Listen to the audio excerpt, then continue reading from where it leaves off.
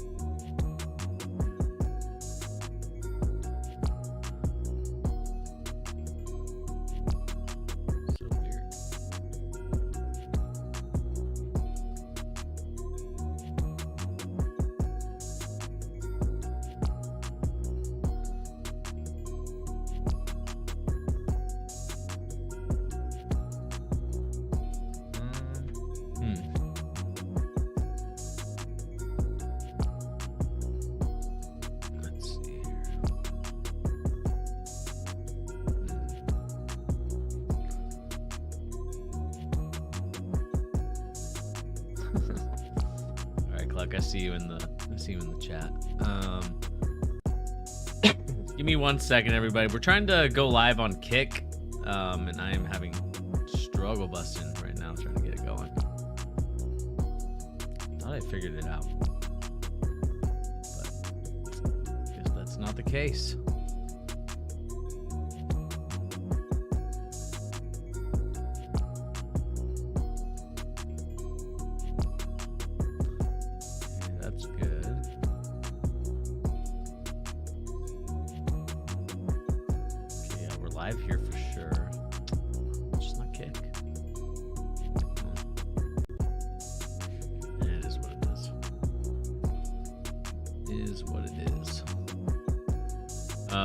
We'll get live on Kick eventually, but that's also another platform that I'm thinking the channel will go live. Yeah, we're going live with Kick with Aiden Ross. We've converted to the Aiden Ross, the Church of Aiden Ross.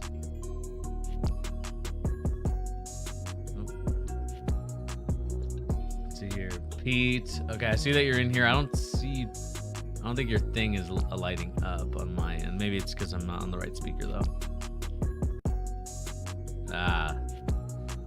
That might be it. Hang on 1 sec. Talk now? Can you hear me, Bernie? Yeah, now you're good. Okay. I think the people in the chat heard me bemoaning your Aiden Ross comparisons. Please don't associate me with that. Come on, dude. You know you're part of the church. You know you're part of the church of the Church of the Bugatti. There's not much more I despise nowadays more than then that's it. I can't lie to you. I mean, that's bottom of the barrel stuff nowadays, man. Oh man, who doesn't love I it? honestly think I can't lie. I think Aiden Ross is one of the first times that I've truly felt like I'm much older than The next what is generation. pop culture. Yeah, like I honestly think it's just garbage. Like You're- it's so bad. So what you're I'm an telling me old is head. you're an old head. You've officially turned into an old head. I have think- truly reached peak old head. Yeah. I've gotten there. Yeah. I mean, we all have at this point, especially in our age group. But nevertheless, as you guys can see on my screen right now, we have a defeated Yeah, that's Superman. Superman. We have a defeated Superman. I feel defeated. Not more so I'm finished. But no, I'm just kidding. But no, we definitely have to talk about eating crow, especially. I know he's not wearing any Knicks gear right now, but he is wearing the orange. Orange. He is wearing I got the the orange I'm rapping. to represent the Knickerbockers. I will say, before you get too far, I had to order the Swingman JB jersey last night. It's in the mail. Okay. It's coming. Okay. And hey man, we all know like Brunson, and we'll talk more about that stuff, especially as we are continuing our NBA ranking list, and obviously we're gonna go to the Western Conference, and now we're even gonna talk more about the Knicks even more. And like I said, you guys can tell I'm defeated. We're all defeated. Mostly me, just because I was wrong about these two teams. Sean, I know you put that in the chat. Light the beam. The beam has been lit for about what seems to be 365 days now, with the way things have been going. Yeah. And with the way that things are standing right now for them, it's definitely going to be a good time in Sacramento. Something you probably would never say in like the last 10 years. 20 years. 20 years, exactly. Like it's been a while. Even, I think the last time they were this good was honestly that 2002, 2003 Kings team. It was that. Yeah, Bibby, White Chocolate, Peja, Chris Webber. Like that was Webber was still there too. I think what's his name was on there. Gosh dang it. What's the dude's name? He's the GM now. Are you thinking of Peja? Isn't he there? No, not Peja. It's gosh. I think he used to play for the Lakers, I think. Oh. I'm looking it up now. Okay. But anyway, as we continue on with this monologue, obviously the big thing that we're going to be talking about here is, of course, the Western Conference, the standings. It's Vlade Divac. Duh. That's who you're thinking of. I literally always get him confused with Peja, so it's fitting. Wow, dude, hold on. This team had the European Union on it. What was going on? It was the EU, yeah. They had Vlade Divac, they had Peja, they had Hedo Turkoglu. I didn't know Turkoglu was on that team. I always forget. Forget that. Yeah, this was a really nasty team. And oh, dude, Lawrence Funderburk. Never forget. One day we'll do a recap of this series because I think it'd be a fun thing to kind of relook at and rehash and look at it. I agree. But nevertheless, we are here to talk about the NBA news and rumors and also basketball opinions. And really, guys, today we're going to get started with, of course, talking about the Western Conference first. We'll get into some Knicks action. And then we'll kind of get back into, I guess it relates to the stuff that we're going to be talking about because we obviously have Tyronn Lue coming out and saying that the Clippers need to stay together. It's trouble in paradise in Clipperland right now. We talk about the Lakers' demise. We need to start talking about the Clippers' demise because right now they are also in that situation. Is there a common denominator, Bernie? There might be. But with the way the media was talking about it, you would think that guy would be the X factor. But nevertheless, before we get started, please remember to hit that like, share, and subscribe button if you're new to the channel. Again, all that stuff helps out the channel tremendously. And again, we are here to grow a basketball community. Help us, grow that by sharing this channel, letting your friends know that, hey, this is a channel that you should be watching. And again, it's been a fun ride that we've been enjoying so far. So we want to continue this ride. So again, share this stuff with your friends, share this stuff with people that you know, and let's get started talking about the NBA news and rumors and basketball opinions. And of course, first, let's discuss this NBA standings. And we're going to go to the Western Conference since we didn't really get a chance to talk about them last time. Pete, we know when we look at this, we know about the bottom teams. The Spurs and the Rockets for sure. These teams are the epitome of just mediocrity at its finest. What is there any glimmer of hope for any of these two teams? I mean, right now the Rockets are on an 11-game losing streak. The Spurs are on a 2-game winning streak, but both teams are pretty mediocre. Is there anything positive to say about these two teams at all? What was the first team you said? It's the Rockets and who? The Spurs. Spurs? Yeah. Well, I mean, there's an obvious one. It's Wembanyama. I mean, that's literally...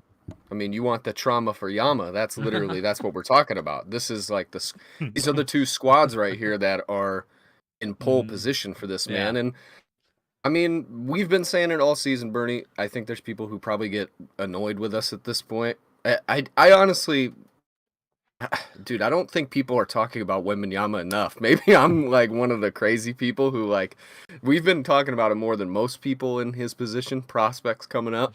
Yeah.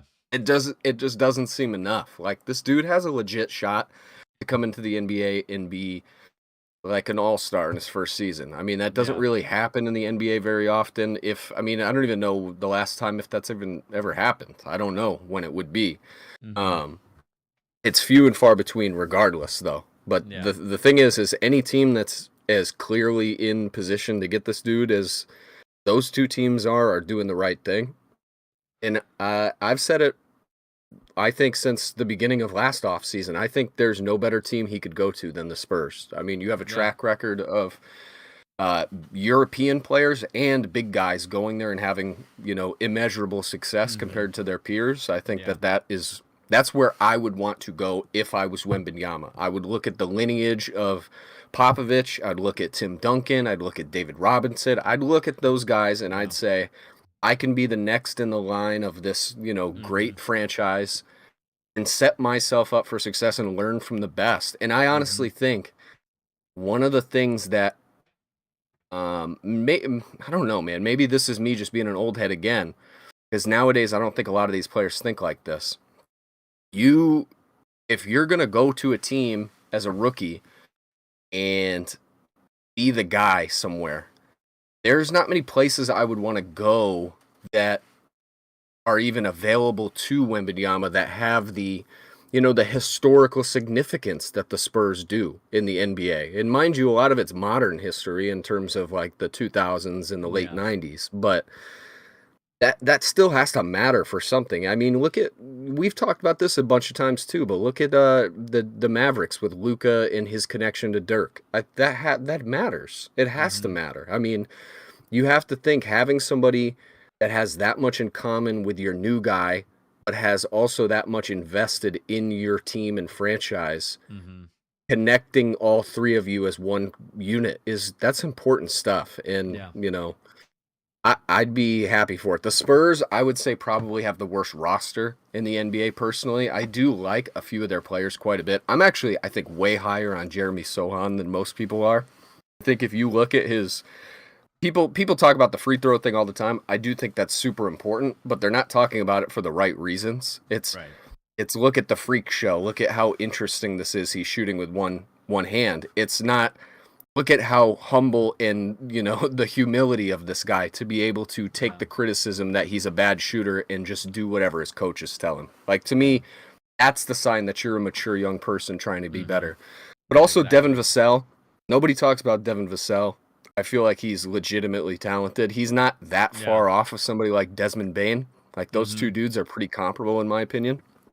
The Spurs... Not a lot to look forward to, but you still have the best coach historically in the NBA, in my opinion. And, the potential for a new Tim Duncan. That's one thing. The Rockets, I feel much worse about them, even though they have a lot better talent. And a lot of that just has to do with the infrastructure. I don't really understand what they're doing. You have a bad coach.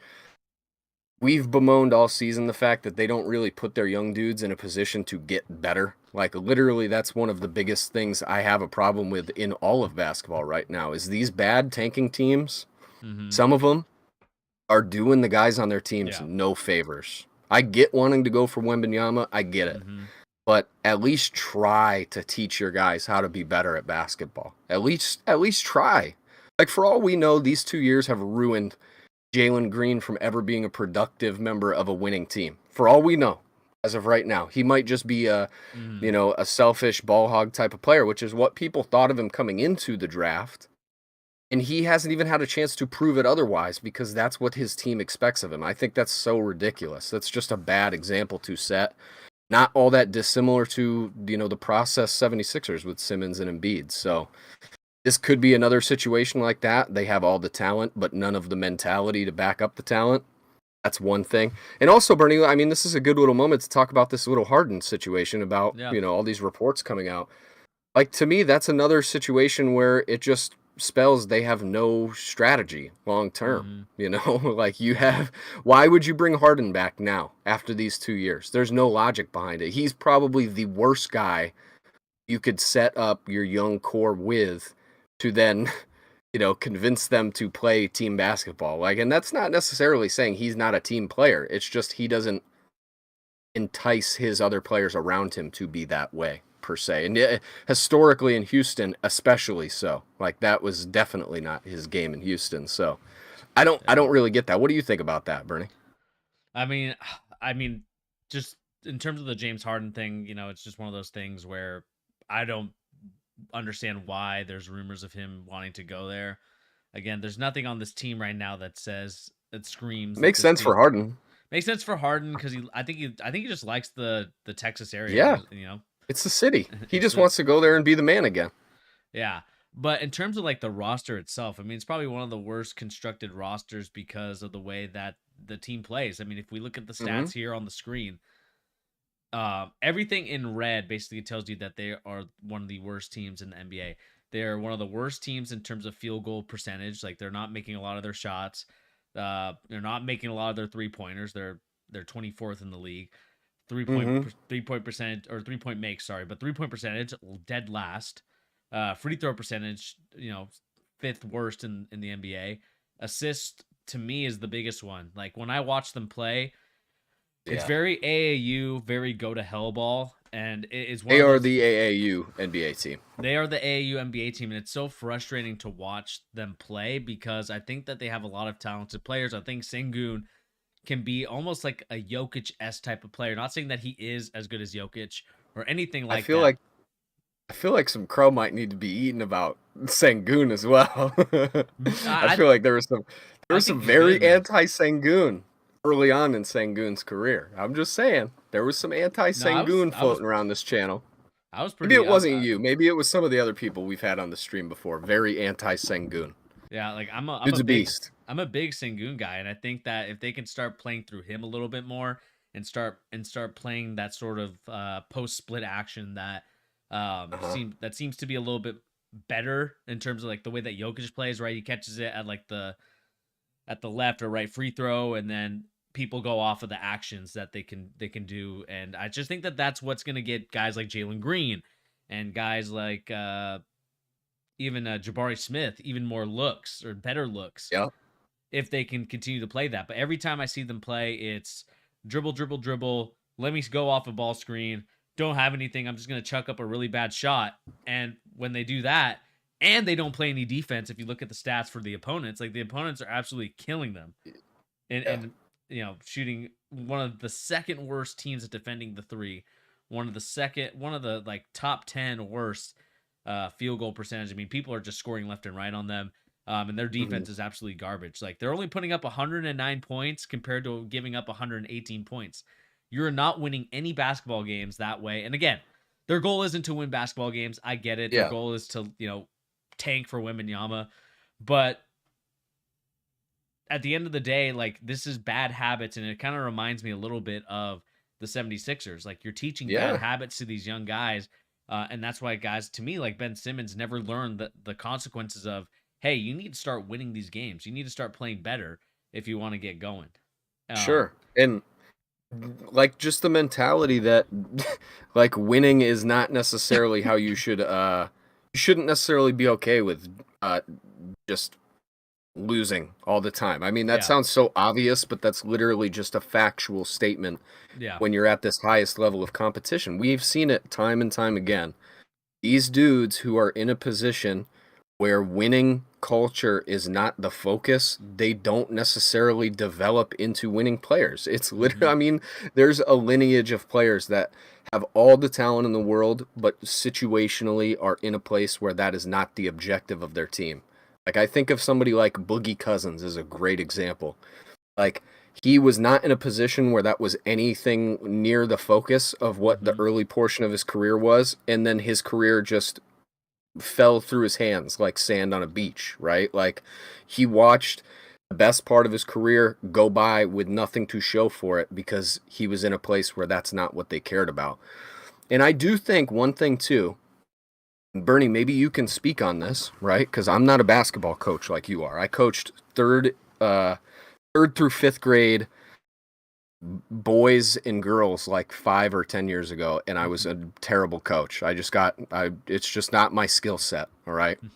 That being said, I do think one of the things about the Houston Rockets that drives me nuts, and it drives me nuts in the exact same way that the 76ers process teams drove me nuts. It's coaching literacy. Whether or not that's a real term, it doesn't make a difference. I'm making it up right now.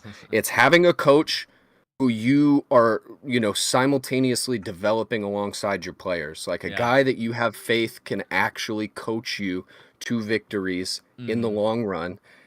If not, why do you have them as your coach? Regardless if you're trying to lose or not, you need to have a coach who actually coaches your players, right? Like, there's a way of tanking, and this is one of the fundamental differences between these two teams. And I don't want to waste our whole stream on these two teams. However, it's one of the key differences between the Spurs and the Rockets. I think you can be a terrible team and lose a lot of games and still receive at least some quality coaching, if not just quality coaching generally, versus just being a bad team and putting a bad coach in front of your team to then make your team worse because of a bad coach. Do you know what I'm saying? Yeah. Like, that to me is the wrong way to look at tanking. Like, I think if you look at a team like the Thunder is another great example. I feel like Mark Daigneault is like a legitimately good coach. Like, he is developing as a coach as his team gets better. Mike Malone in Denver developed as a coach as his team grew. That is not what's happening with Stephen Silas. Stephen Silas is an abysmal coach so far. Maybe he's not an abysmal coach. He has looked much closer to a Brett Brown than a Mike Malone or whoever you want to name, Taylor Jenkins for Memphis. Yeah. Like, it's terrible. It's a disservice to your guys. I hate it. Yeah. I absolutely hate it. I mean, it's frustrating because I think he can be a good coach. I just think that, not with this team. It's too late now. Not with this team, and I just think the players that they have, it just doesn't. I don't think it fits the way that I think Silas wants to coach. Guys like Kevin Porter again. He was, I think had a promising future, but as of late, he's just been too inconsistent for me. Like, too selfish, man. Too selfish. Like, a lot of these guys have been too selfish, and it's been frustrating to that's watch. Their whole team. Yeah. And it's been frustrating to watch as a basketball coach and just someone that watches the NBA. Earlier in the season, I was like, okay, this might be a team. This might be a league pass team. This might be a team that you're like, okay, let me go see what's up with the Houston Rockets. Just like the Orlando Magic are, or the Orlando Magic to me are a team that shows how it can be done the right way. Yes, exactly. You'll lose a lot of games, but at the same time, you're playing great basketball and you're coaching it in a way where you're setting these players up for success because they're put in positions that, when better players come in and when the right pieces are put in place, the way that it's going to be happening, the way that they're going to be playing is a lot better than what we're seeing right now. But again, with a lot of this ISO ball and I know we're spending a lot of time on the Rockets, but a lot of stuff that I'm seeing, man, it's just like too much ISO ball, too much hero ball, and not enough moving the ball around. And clearly the stats show you as one of the 7th worst team in the NBA at doing that, at moving the ball and getting it to other people. And again, they are a turnover machine as well. 20th in the league. It's abysmal. No development whatsoever. Let me ask you one last question for the Rockets, because I do think this is a legitimately interesting question that I don't, just because they're so bad and so hard to watch, I don't feel like anybody really talks about this. I think they kind of have an interesting choice of who they're going to develop around, like as their actual guy. Yeah. Who do you think is the most promising player of their young dudes so far? I Is to think me, it's Sengun, man. To me, it's Sangoon. I mean, It's honestly, you look at Sengun, what and the it's not NBA even is. close.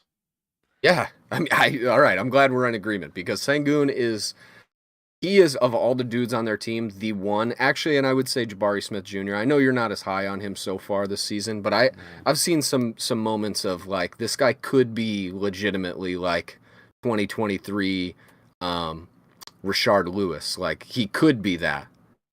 He Yeah. could be. But he's not, obviously. Sengun is the only one that has flashes of like this guy could be a Yeah. winning player on a winning team.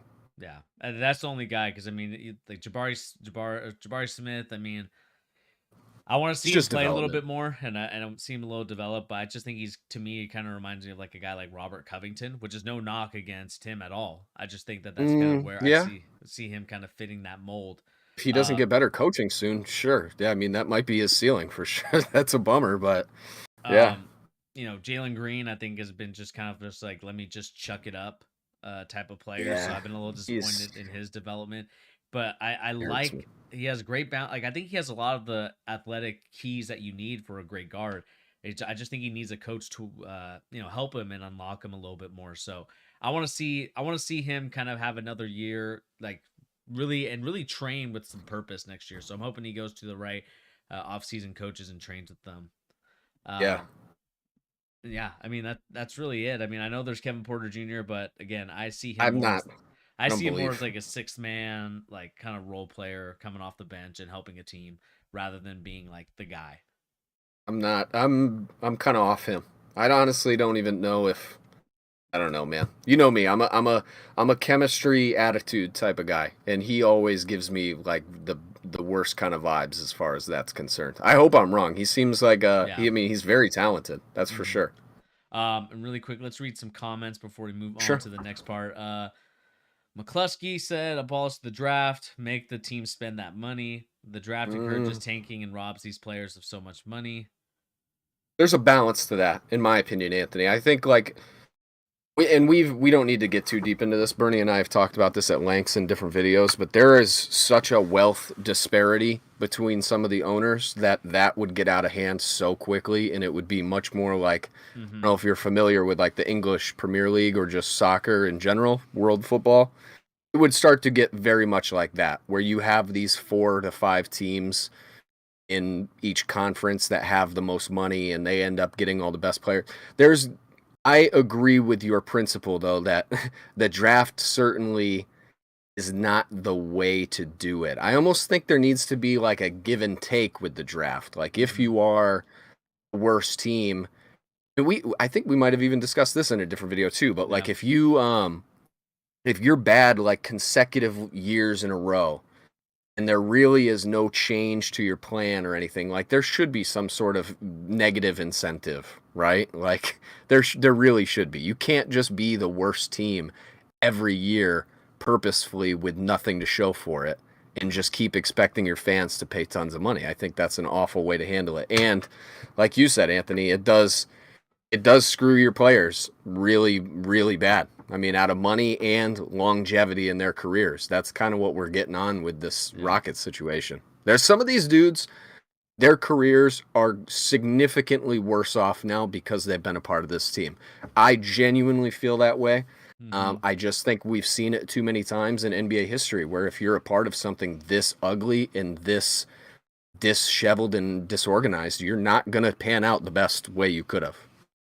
Yeah. I mean, at the end of the day, what it really comes down to is your infrastructure, right? So, like, Mm. the Houston Rockets are going to be having like the worst, like, front office executives and things like that.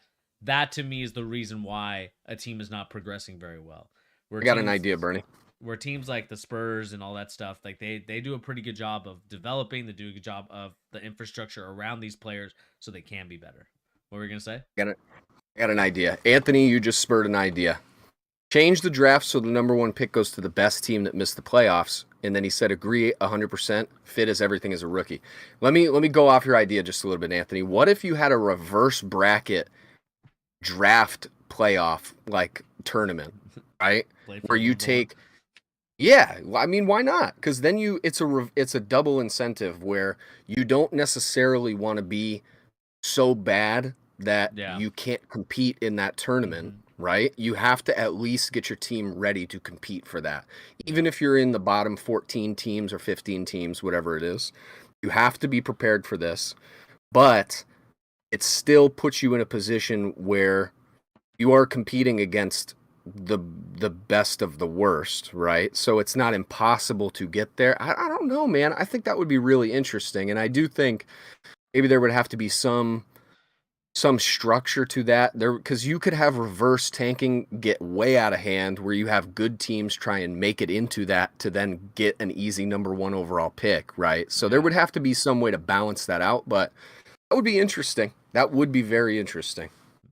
Maybe like make the final fours and just let them battle. Yeah, maybe just the clear bottom 8 teams, right? Like you have to and one thing too, Bernie, we haven't even really had a chance to discuss a big controversy in the NBA, which is like resting players. I mean, that's literally like the biggest controversy in all of basketball right now. Yeah. I feel like it's just brewing even more and more.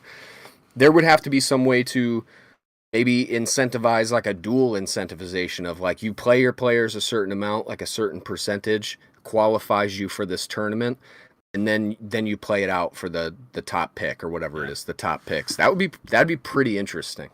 Yeah, I mean, there's a lot of different routes we can go down, and I think we can revisit this topic on another day. But I just think like in terms of teams like the Rockets, teams like the Spurs, like the Charlotte Hornets, like we need to figure out how they are going to address the issues that they have, right? Because they have a lot of them. They're obviously trying to tank for one guy and one guy only. Maybe a couple other guys too, but for the most part, just one guy only. And so I'm curious to see how these two teams kind of duke it out in the next couple of weeks, because obviously there's less than 20 games now remaining. So let us know in the comment section down below. What do you guys think of the Houston Rockets and the San Antonio Spurs? Are they a team? Like, which team are you more excited about? Which team has a better future? Coach's cage fight for picks. That might be another one too. A little MMA fighting. But again, let us know in the comment section down below. What do you guys make of all this stuff? We'd love to know your opinions and comments in the comment section down below. Before we get too far from this, I just got one more thing for you, Bernie. Okay, go ahead. Future stream idea. If people in the chat are interested in this, Bernie, if you're interested as well, you should do like maybe get a couple other people in here and do like a round table like debate of big future rule changes or ideas the league should consider, something like that, right? Like where we just like discuss like big changes that could happen to the league as far as the play-in tournament or just mid-season things like that. You know what I mean? Yeah, I think that'd be pretty interesting because there's lots of changes like that are going to keep coming fast and loose as we get farther into this league. Keeps developing. Yeah, for sure. Yeah, I mean, we could definitely look into that. Obviously, we will definitely obviously be taking suggestions and making sure that we keep moving it in the comment section, and of course obviously bringing people on to talk about it, because it is a very interesting topic, especially with rule changes, and obviously with new teams hopefully getting added in the future. Maybe we could talk about those rule changes as well. For sure. Alrighty, let's move on to I kind of want to group.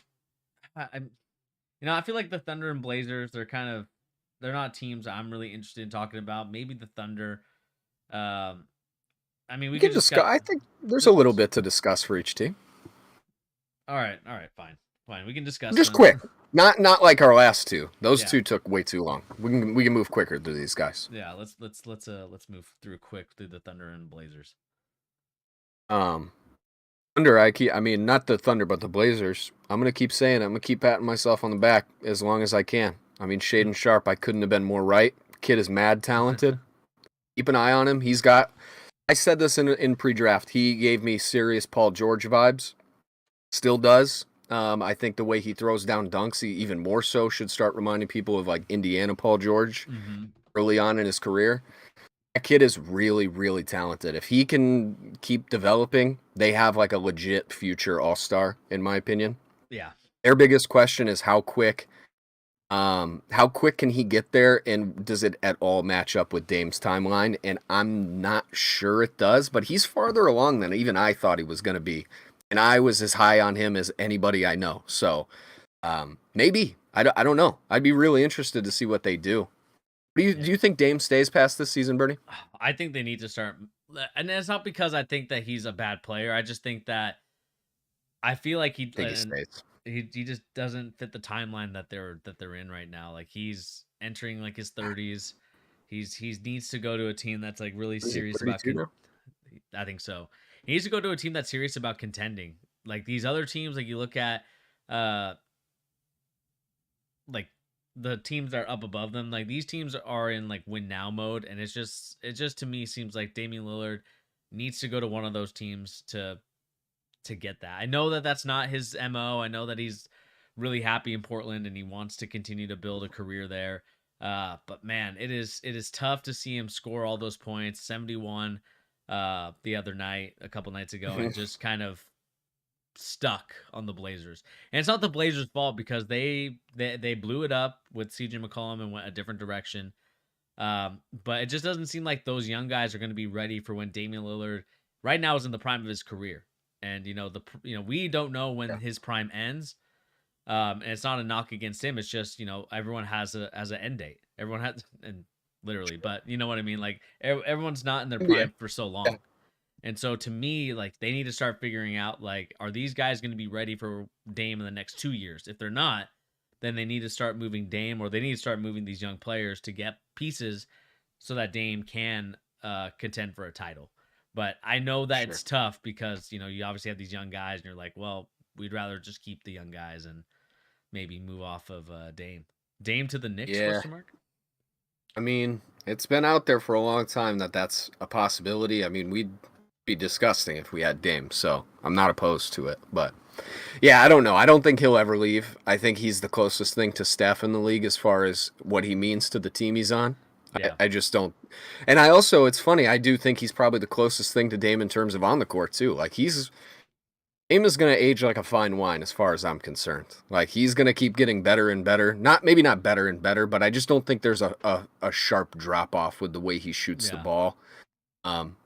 It's just he's going to be able to do that until his late 30s, probably. So, I don't know. I'm almost more of the opinion if you can convince this dude as he gets a little older to maybe start taking a little less, maybe that's what they're doing. They gave him that mega contract. Make your money early now. And as you get a little bit older, we'll see what happens, right? Like, to me, that seems like the most logical path forward. But let's move forward to the Thunder.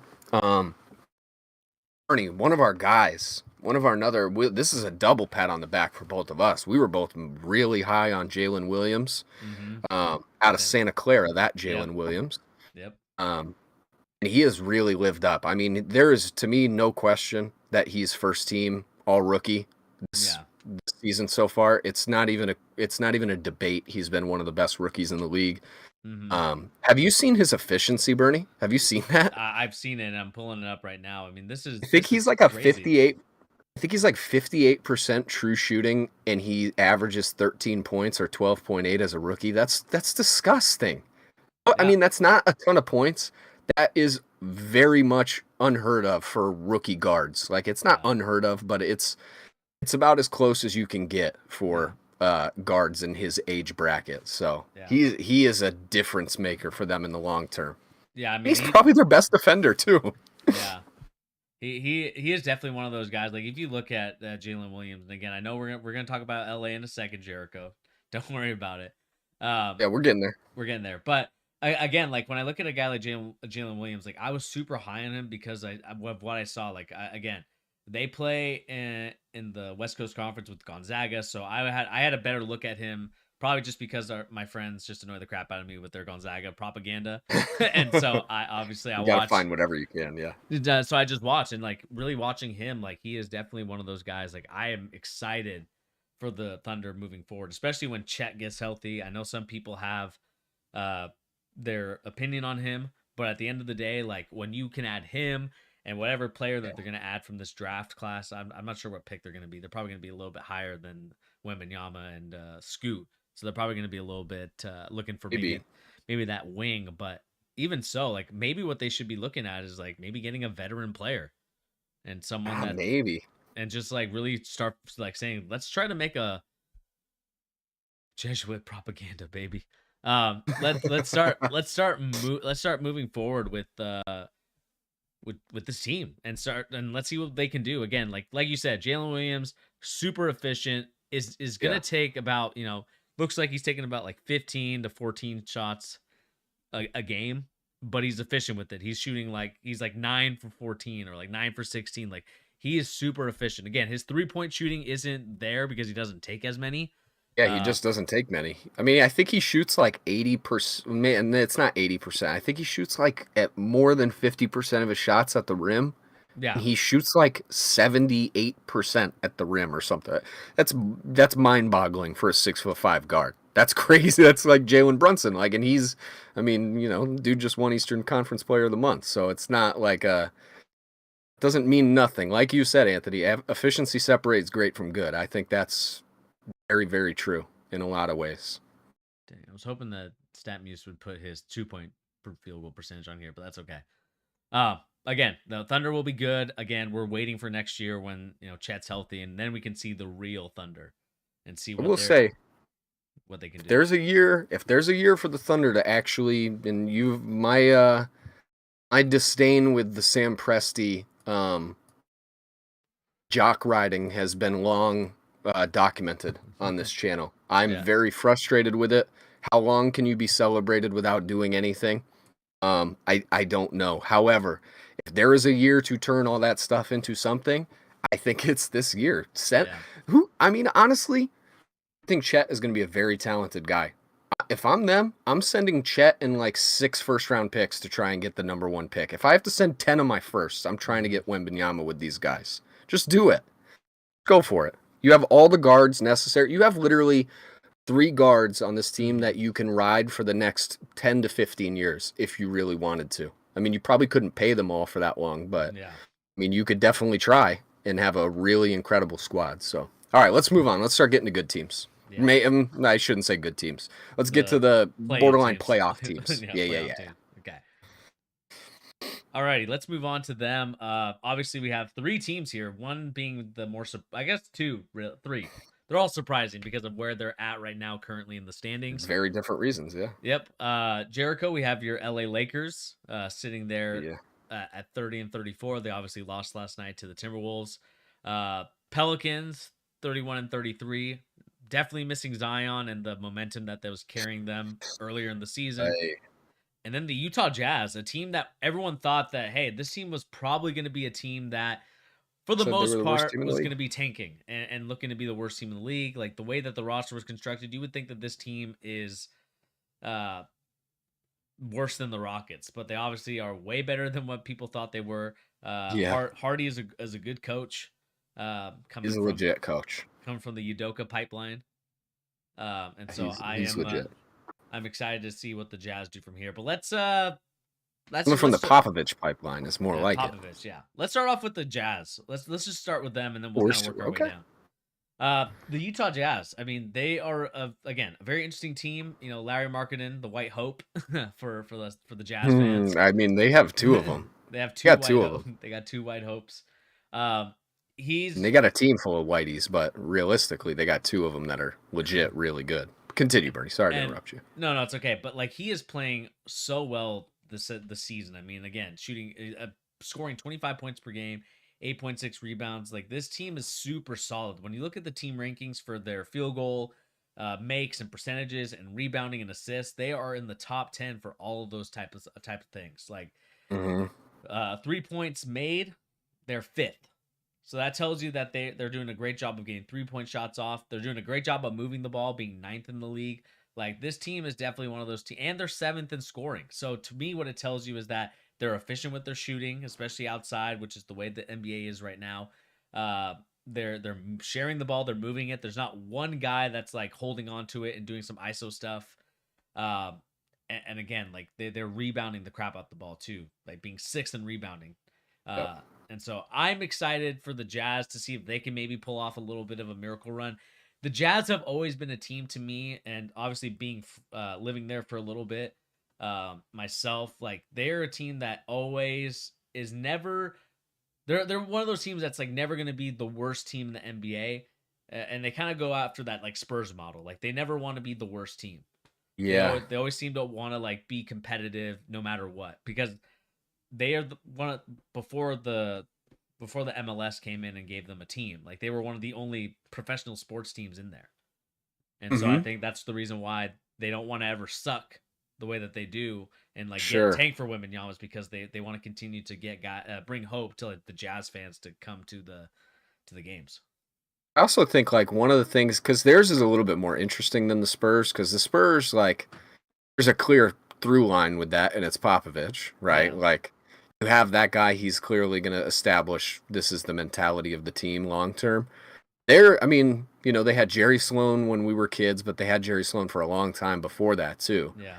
Um, I think they're interesting in the sense that they have had a lot of turnover. Like they've not necessarily kept the same coach for a long time. I mean, Snyder was there for a bit.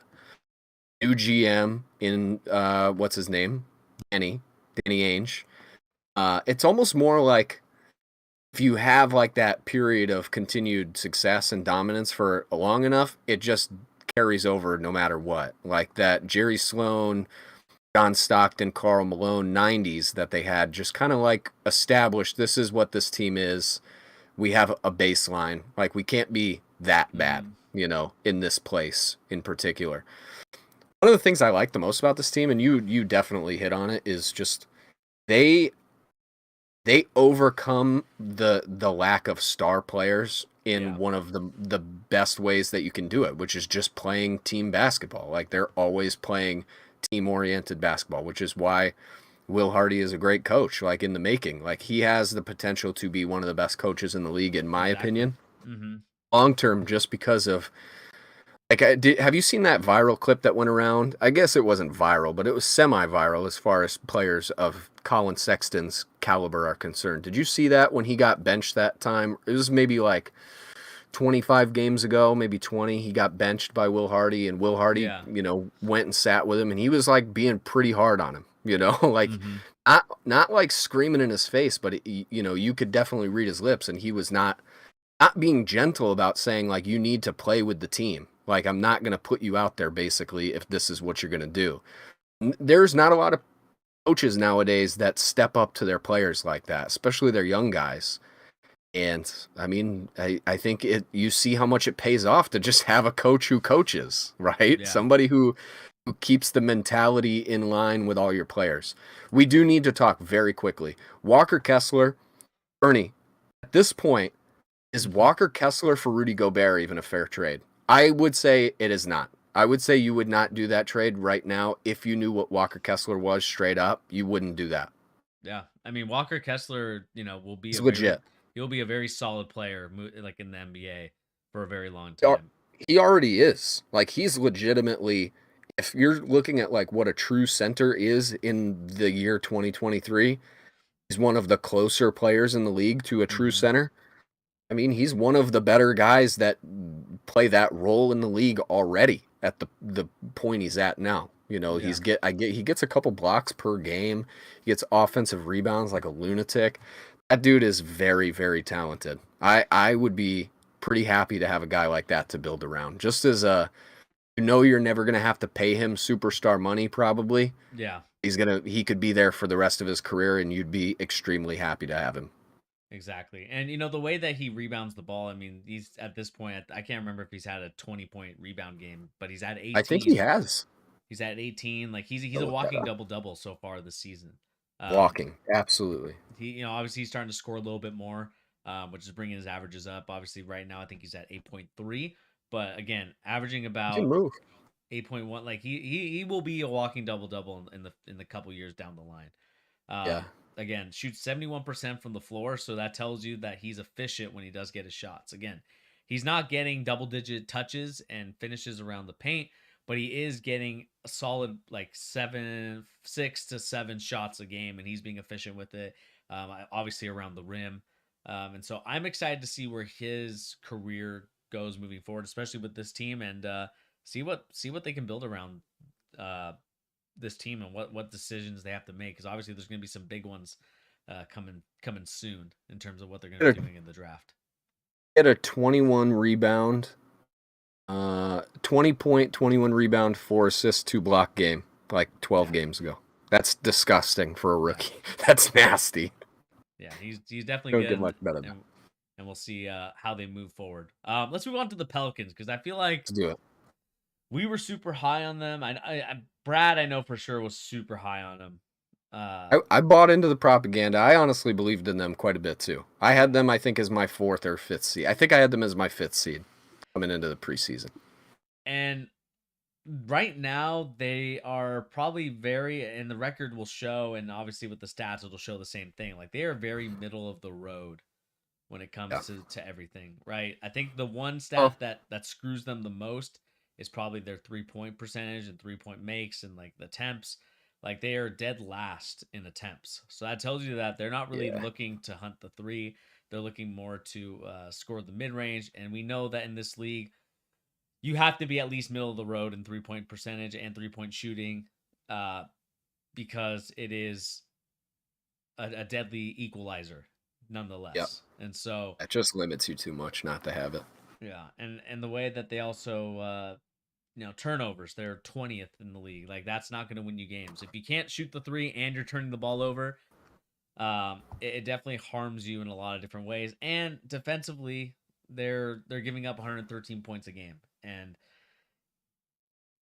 when you're only 1 point above how many points you score, that tells you that the game can teeter either way. And it's obviously teetered in their direction in a not positive light.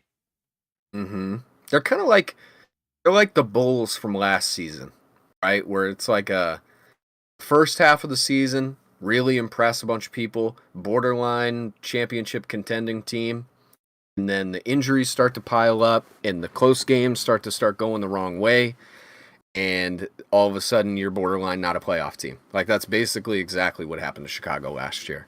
Yeah. Difference for this team is I don't know, maybe it's not a difference. Maybe it's just another similarity between the two. It just feels like a very bad luck season, like a snake bit type of season for them. Like I definitely you can't keep your two best guys on the court together literally at all, basically. I mean, have Brandon Ingram and Zion played more than 10 minutes together this season? I mean, I don't really remember anything too great coming out of the both of them being on the court, but Zion stuff, man, you got to start to be really worried about it. I mean, just in the sense that this is about as hard of a decision you can be put in as a team because you see the talent level, you see the over-the-top difference that a guy like that can make for you. Then this is the negative. Like you have the flip side version of what having a guy like that means to you can do to you. So there's nobody in the league right now. I mean, maybe young Embiid was pretty close to this, where it can make or break your season to have him healthy or not, and you never know when he's going to be healthy. That's probably the closest comparison for where Zion is in his career so far. But you do have to be pretty worried about it, man. Like, you cannot string together 20 games. Plus. I mean, the fact that he's only played 29 games this season is a huge red flag. What has he played? 90 games total his whole career, basically. He's like it's not much more. But I mean, not a lot of games, and you need him. You need him to play, man. Like he can't. Your team will never be good, and this Pelicans team will never make a huge run if he's never healthy and in there, right? Because like last year, like they were making huge runs and big strides, but I felt like they were kind of missing that star player that they could ride. So guys like Jose Alvarado didn't have to always make the big play. I love Alvarado, and I think he's a great addition to this Pelicans team. But you're definitely a 6th or 7th man. Yeah, and you're gonna need him especially, but you can't rely on him to make all the plays all the time. Like you need to have your superstar players out there. Like this is a superstar driven league, and if you don't have both of those guys, and again, Brandon Ingram's more of a star player, but if you don't have those two guys out there on the court, it's gonna be tough for teams like the Pelicans, who again, CJ McCollum playing tremendously. It's kind of like that older veteran player.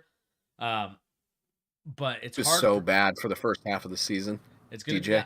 I mean, but it's gonna be hard for him to make a huge impact if he can't carry you. If you have two guys that are out. Like he's a great player, but he's no Ingram that can score the rock like he can consistently. And he's definitely no Zion who can just like score anywhere around the rim or even like shooting 3-point shots. And so they're going to need to figure that out relatively quickly, what they're going to be doing.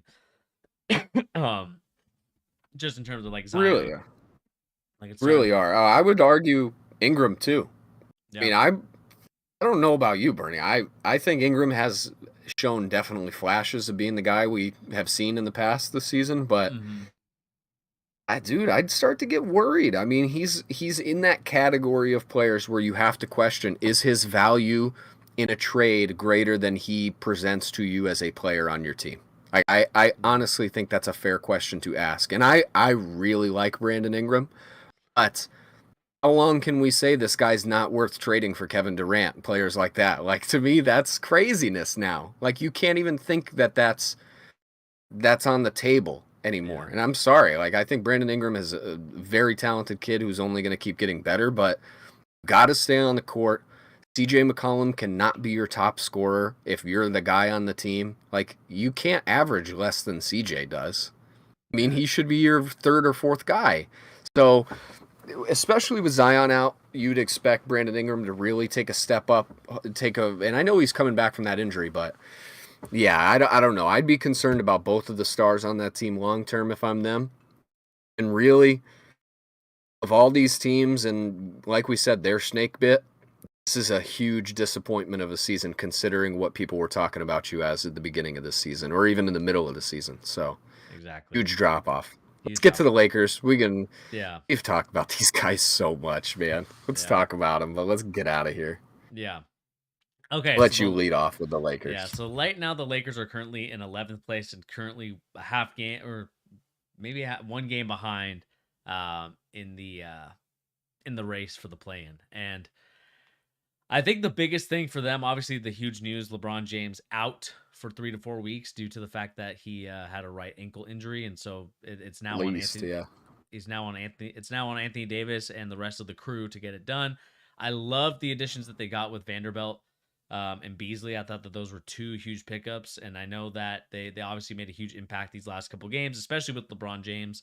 But now it just seems like it is going to be a tough hill to climb. Again, when we look at the stats, again, one of the worst 3-point shooting teams in the NBA. They obviously are not good at getting those shots off, and they're obviously not good at making them consistently. And you can clearly see that by watching the games. They're one of the worst defensive teams, I would say, in the NBA. They give up a lot of rebounds. They let teams kind of pass the ball and do whatever they want. And I think that this all comes down to them just there's just like some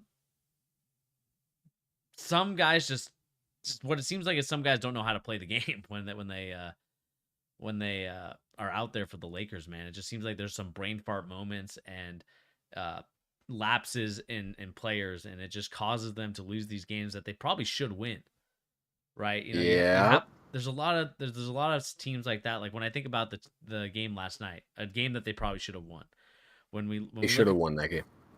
like I just want to look back just a couple of their games just recently. Like they should have they should have won this Portland Trailblazers game on February. They probably should have won this game against the Pelicans on February 4th. Like again, we can go down the list and look at all the teams and see like, where these teams should have really won the game. And to me, that's the frustrating part about the Lakers is that there is times where they really should be focusing on winning some of these games. Again, they're not going to win the games against the top teams. But when you play the Oh, bottom no. teams, like you play teams like the Sacramento, well, maybe not Sacramento Kings at this point, but No. They're better than there. like you play teams to me like Miami, they should have won. Uh, a couple of teams that they should have won against, and it is a frustrating thing to watch. And yeah, I'm not excited for the Lakers moving forward just because I just think that they are without their best player right now, and I just don't know if they're going to be able to win without him. No, and I'm gonna chalk this up. I got two quick thoughts for this team, just because I think their biggest problems are in two spots, right? Like they fixed their roster relatively enough to be competitive again in the trade deadline. One thing I feel like we've talked about this in our group chat before, Bernie, with Brad. Brad and I feel pretty strong about this. I'm not sure where you're at this point. I am not convinced by Darvin Ham. I do think he seems like a good how would I put it? Maybe like a glue guy, like a glue coach, Like an right? In terms assistant? of holding the ship together. Like kind of what we thought about Ty Lue early in his Yeah, like career, a right? In chemistry. the sense of, yeah, like a chemistry coach, like a hold these guys together just enough for it to, gel on the court, and then we'll go from there, right? Mm-hmm. I do feel like he really struggles as far as in-game adjustments are concerned, um, and just any sort of strategy game to game seems to be pretty lacking with these Yeah. guys. They usually tend to just stick to the same plan, and really, and that goes right into my second thing with this team is Anthony Davis. Like if he's not there, they're Yeah. not there, and he's not there way too often for how good he is. And this is where I'm going to make my official statement. I think I'm kind of out on Anthony Davis. I Wow, still you're think out. he's one of the most talented players in the league without a question. It's not even a doubt when he's healthy and locked in. Is he one of the 10 best players? 100%. It's not a question. That's not what I'm arguing. It's just, it's so few and far between that he does it for any sort of stretch. And realistically, when LeBron is not there, is he filling his shoes even 75% of the way? I just don't think he does. So I'm out on him as far as you can bet on this guy as your second dude and consistently be a contending team. I just don't think that's in the cards for him. Like he's just not healthy enough to do it. Like the fact that he sat out the other night, I get it, man. If you're injured, sure, you don't want to screw your career up by doing that, but like you're on a team with LeBron James in his, 38-year-old season. If you're really his boy and you guys are locked in and he trusts you Mm-hmm. wholeheartedly to help him get to the promised land, you better get your ass out there and play. Yeah. Get out there and try and will your team to some wins while this guy is hurt. He can't do everything for you even when he's hurt. So that's why I got to get off the train, man. Like to me, I think I'm going to even give an example that I don't even really like, but I still think it's fair to compare it. Like look at what the Nets did when Kevin Durant got hurt, right? He fell apart too. They didn't have an Anthony Davis, right? Even then, you could see like the impact that not having your main guy has on your team, but like I felt like Kyrie tried to step up, and you know me, I'm not one to give Kyrie a lot of credit. Yeah. Kyrie really tried. He tried his best to put the team on his back there for a couple weeks.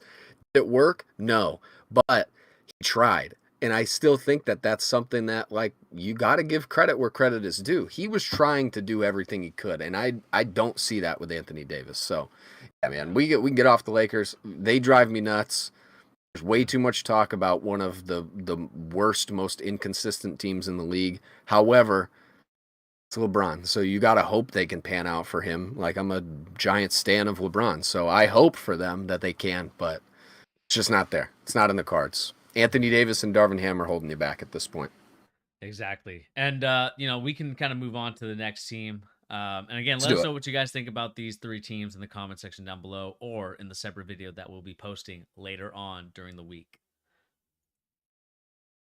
All right, let's move on to the next team, and we can move on to the wicked stepsister, the ugly stepchild of LA, and that is, of course, the Los Angeles Clippers. Probably one of the most inconsistent, overhyped teams that we've ever seen in the NBA. This team should be a lot better than what they are right now. The fact that they're the 8th seed, and I know it's a toss up because obviously they're tied right now with all these teams in the West, but to me, like this should be a clear cut top 4 team in the West.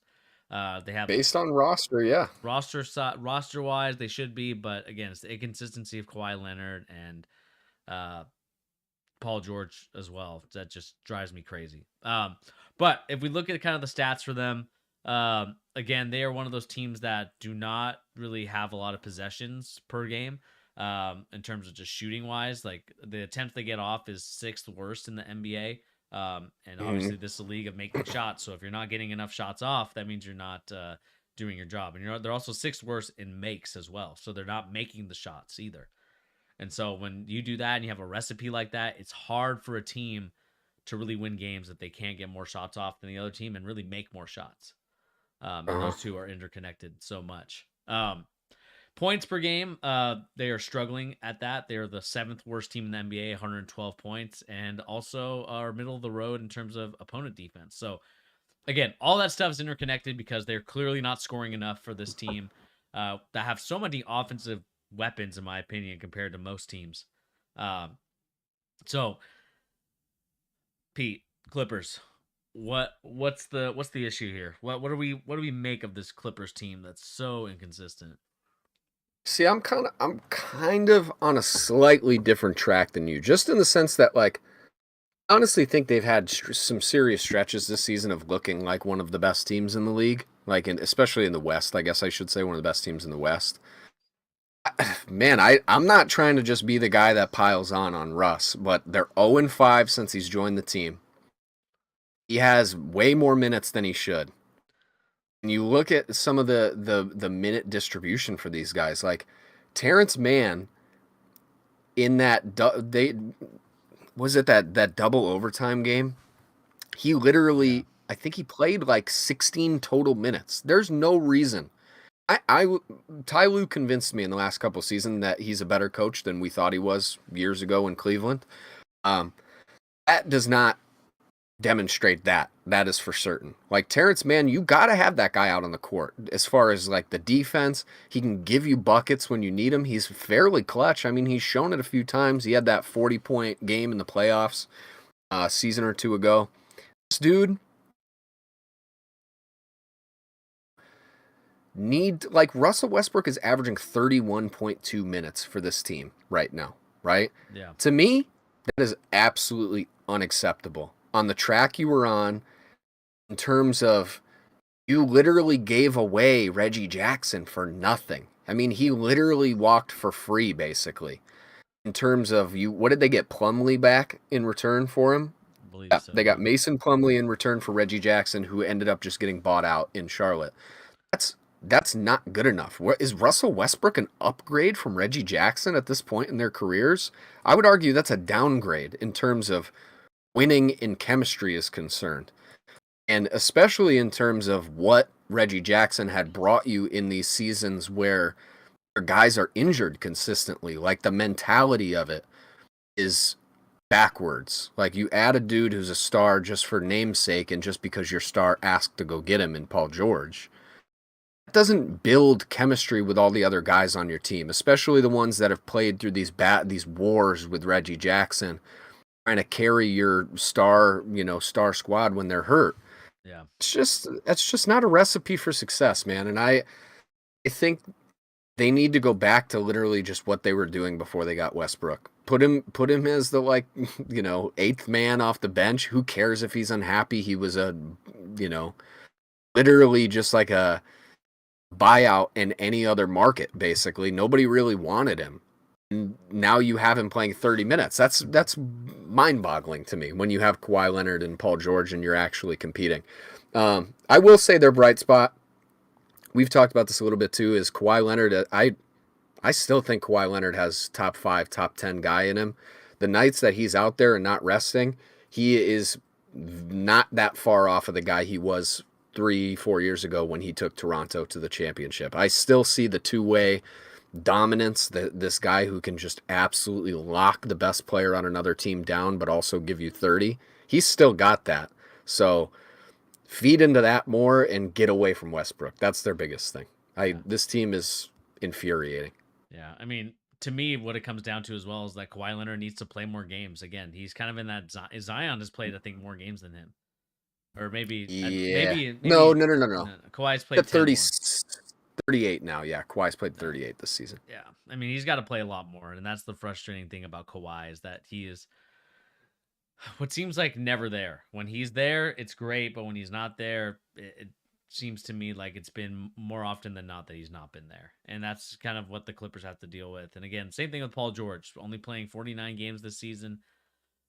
Their star players have just not come out to play, and whether it's injury or whether it's whatever they're dealing with, it is frustrating to continuously look at and see, watching the Clippers continuously play and see their star players not in the court. It's if I'm one of these teams, or if I'm, obviously I'm on these other teams, I'm excited because it obviously gives us an opportunity to to try to overtake them.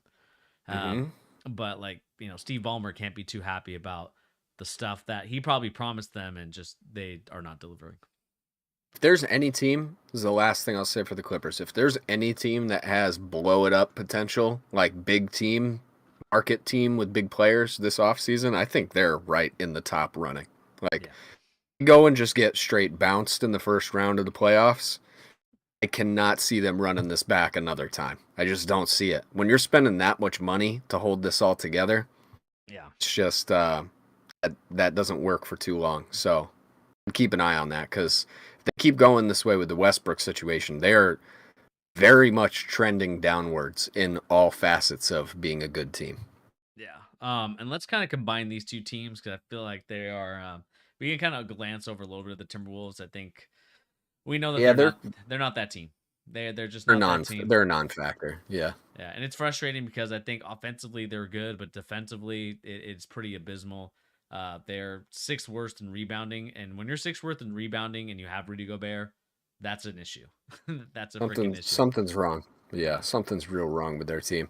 They're in a weird spot. I still have the utmost confidence in Anthony Edwards. I still think he's going to be a top 10 guy in the league sooner rather than later. Um it's it's more all the fringes. He's another one of those guys where if they don't start putting stuff together, like they Yeah, need to be concerned about what they're going to do in the future. You know, I do like the fact that they got rid of D'Lo. I think that's going to help them long term. But yeah, I don't know, man. They're really in a weird spot because they have a lot of good talent. Like Naz Reid is really solid. McDaniels is very, very solid. He's one of the best defenders in the league in terms of guarding, yeah, top players. It's just it never seems to glue. It almost they're like the team that seems like they have five guys on the court all playing for different teams. Like yeah. that's like that they're that team this season. No chemistry whatsoever. Which is crazy to think about. And really just Considering what they were last season. Yeah, it's yeah, very crazy. um, Screwed that up. yeah. And let's kind of move on to the next team, the Luka Doncic Dallas Mavericks, along with Kyrie Irving. Yuck. They Let me go first. Let Yeah, me go go first. ahead, go ahead. Let me get in on these guys. I said it right when they traded for Kyrie. This is an awful, awful team. Absolutely zero defense. They had a historic borderline night as far as scoring is concerned from their top two guys. 82 points combined from Luka and Kyrie. And they barely beat the 76ers, who were not really playing very well. And they still almost ended up pulling that game out, winning, despite the absolute best you could hope for from Luka and Kyrie together. This team is trash. If you put this team against any team with even an average level of defense, this team is cooked in a 7-game series. This team's toast. I'm sorry. I hate this squad. I'm a giant Luka fan. I think everybody that watches our channel regularly knows that. But Jason Kidd is one of the worst coaches in the league. I'm back on that train. I think him not playing Christian Wood more than 15 minutes a game is just one of the stupidest things that's currently happening in the NBA. And I mean, you have this dude who won't make a late game adjustment, and then he'll just basically put it on the players after the game, which, mind you, might be reasonable because your players on average are not good in terms of the competition you're facing, but you're the coach. So shut up and coach them and try and help your guys. Like, to me, this is, those controversial stories that came out about Jason Kidd, the coach in Milwaukee. This is that shining through again, and this is the same dude he was then. He's the same dude now. If it's going well, you're probably pretty happy with it because he's a former star and he's a big name. But if it's not going well, he doesn't really coach your guys, and he puts, he throws them under the bus. This is what he does. So I despise this team. I rest my case. They're awful. Yeah, I mean, if we look at the stats, they're clearly one of the worst rebounding teams in the NBA. They're the worst assist teams in the NBA. And really, all that is not due to the fact that Luka Doncic isn't doing that stuff. It's the fact that they have no one else that can do that stuff for them. Like, I don't think that they only have two. They only have two players, in my opinion, that can really do anything on the court, and that's Kyrie Irving and Luka. And sometimes you feel like that's all you need, but this is the 2020s now.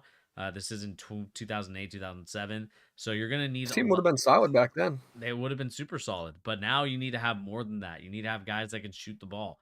Again, they're another team that's dead last in possession in terms of field goal attempts. So they're clearly not getting enough shots off, and they're not making a lot of shots either. They're 29th. And so when you have that as your recipe for a team, you can clearly see that this team is nowhere and why they're right now battling in sixth and why they're kind of tied right now with like the seventh, eighth team in the NBA currently, and why they don't have like a full, why they're not like a top four team is beyond me in terms of like the way I that think they. they're a playing team. I mean, they'll definitely. I think they'll definitely make the playoffs. I'm not sure if they're gonna sneak in to the play, if they're gonna have to play in the play-in. I think they will. But yeah, you're gonna need to get off more shots than that. I just whenever I see their possessions, it just seems that it's kind of Luka having it last and having to do something crazy because the other guys can't make plays for other people. And it's not that they're any fault of their own. And I just think it goes back, like you said, to the offense. Like the offense is very stagnant. It's very Luka ball heavy. It's very Kyrie Irving heavy. So Mhm. again, a lot of pick and rolls, not a lot of let's move it around and get some great shots, get some great off ball movement, get some great movement. So Luka has a better shot and a better, to me, like has a better shot in the possession, and also just it's better opportunities for him to score with that happening. But it's a Yeah. frustrating thing to watch. Like the When Mavericks are terrible. and realistically too, I mean, it's as simple as this. You're already a very poor defensive team, and then let's say we get to the trade deadline and trade our two best defenders for a guy that doesn't play defense. Are we going to get better as a team? Probably not, but let's do it anyway. That's basically what they did. You know, you trade Dorian Finney-Smith Jr., who's definitely your best defender, Spencer Dinwiddie, who's close to one of your best defenders, if not probably right there with Dorian Finney. And you bring in Kyrie Irving, who is notoriously just not a good defender. I mean, that's not what he's doing on the court. I mean, despite whatever I think about him, he's an incredibly talented guy. That's not his game. And if you have Luka on your team, from what we know about the way Luka plays, it's not that dissimilar to young LeBron. You're looking for guys who can defend out on the wing, down low, and you're looking for guys who can hit spot up threes. Like those are the two things you need the most. And I feel like they have a lot of guys who are theoretically good spot up shooters and just are not good spot up shooters. And then you have no good defenders. So Yeah. it's a recipe for disaster. No team construction whatsoever, other than big name here. Let's go snag him. That's what they've done for the last 3 years. Yeah, for sure. And let us know in the comment section down below what do you guys make of the Timberwolves and the Mavericks in the comment section down below. Most interesting ones. Here we go, Bernie. Let's get them. Yeah, let's go with these next two, and then we'll go. We'll kind of go a little bit more in depth with these next three. Warriors and Yeah. Suns. The Warriors are a very interesting team because I feel like right now they are obviously hurt. Right now, Jordan Poole is kind of leading the charge along with Draymond Green and Klay Thompson. I think their biggest thing is really defense. I think offensively, they're still getting off the most shots, 3-point percentage wise. They're getting off the most attempts, so clearly they're doing a good job in that sense. But an issue for them that I've noticed is defensively, they're not the same team that they were even just a year ago. No. And so when I see that happening, it kind of tells you that this is a huge start of the decline for this team. And I'm curious to see how they will finish the season because, right now they're in fifth, but they're only a game above teams that are one game behind them. So I think that this team has a decent roster in some sense, but also, without Steph Curry out there to man the fort in terms of scoring and stuff like that, it's hard for this team to see them really win anything, let alone a play like a Western Conference final game. We're kind of on different boats with this one, Bernie. I'm more of the opinion of like, how we used to feel about like the Patriots for a long time. Obviously, like all the Brady years, right? Like regardless if the regular season is necessarily going 100% their way, they're still the team you don't want to face in the playoffs the most, just purely based on historical, like the way it goes when they're there. Yeah. I feel very similar to them now. Like pretty much, if you were going to look at a team not named the Pelicans, who's the most snake bit team in the league this season? It's them. It's not even a question. It's the Warriors. Pretty much everything that could go wrong for them has gone wrong. And I think one thing that is not talked about a lot for them is this Wiggins situation. Like, why is nobody talking about Wiggins? Like, I hope the dude's all right. Whatever's going on, he's got some personal issue that's kept him out now for a week or so. But he's he's played in 37 games this season. That's less than Steph Curry. It's less than Steph Curry, who's had 2 major injuries this season. Yeah. That is, that's scary. You just gave this dude a huge contract extension. He was your second best player in the finals, a championship winning team. He was definitely your best defender. Like, that's not even a question. He was your best defender down the stretch. Where is Wiggins at? We going backwards with this guy? Like, is this... And this wasn't really his problem in Minnesota or, anywhere else he's played in his career. Like, of him being on the court usually. So you do have to be concerned because even when he has been on the court, he's not really been the guy he was last season. So I would be worried that he's regressed and got his contract, had that amazing playoff run, and now he's back to the Wiggins we all thought he was for most of his career.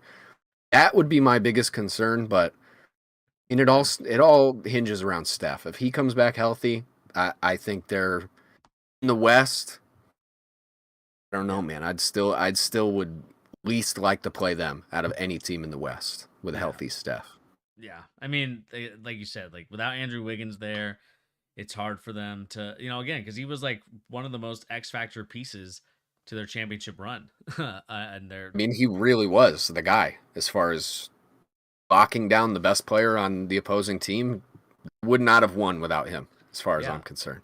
And the fact that you also like allow guys like Steph Curry to get a break because he was making the shots that he was making. And so, again, like I think Andrew Wiggins is in this kind of weird predicament right now. And this team is, this team is just weird. It seems like they've had some really good moments, and then other times they've had some really bad moments. And they're obviously young guys too. Yeah, and they're second in turnovers.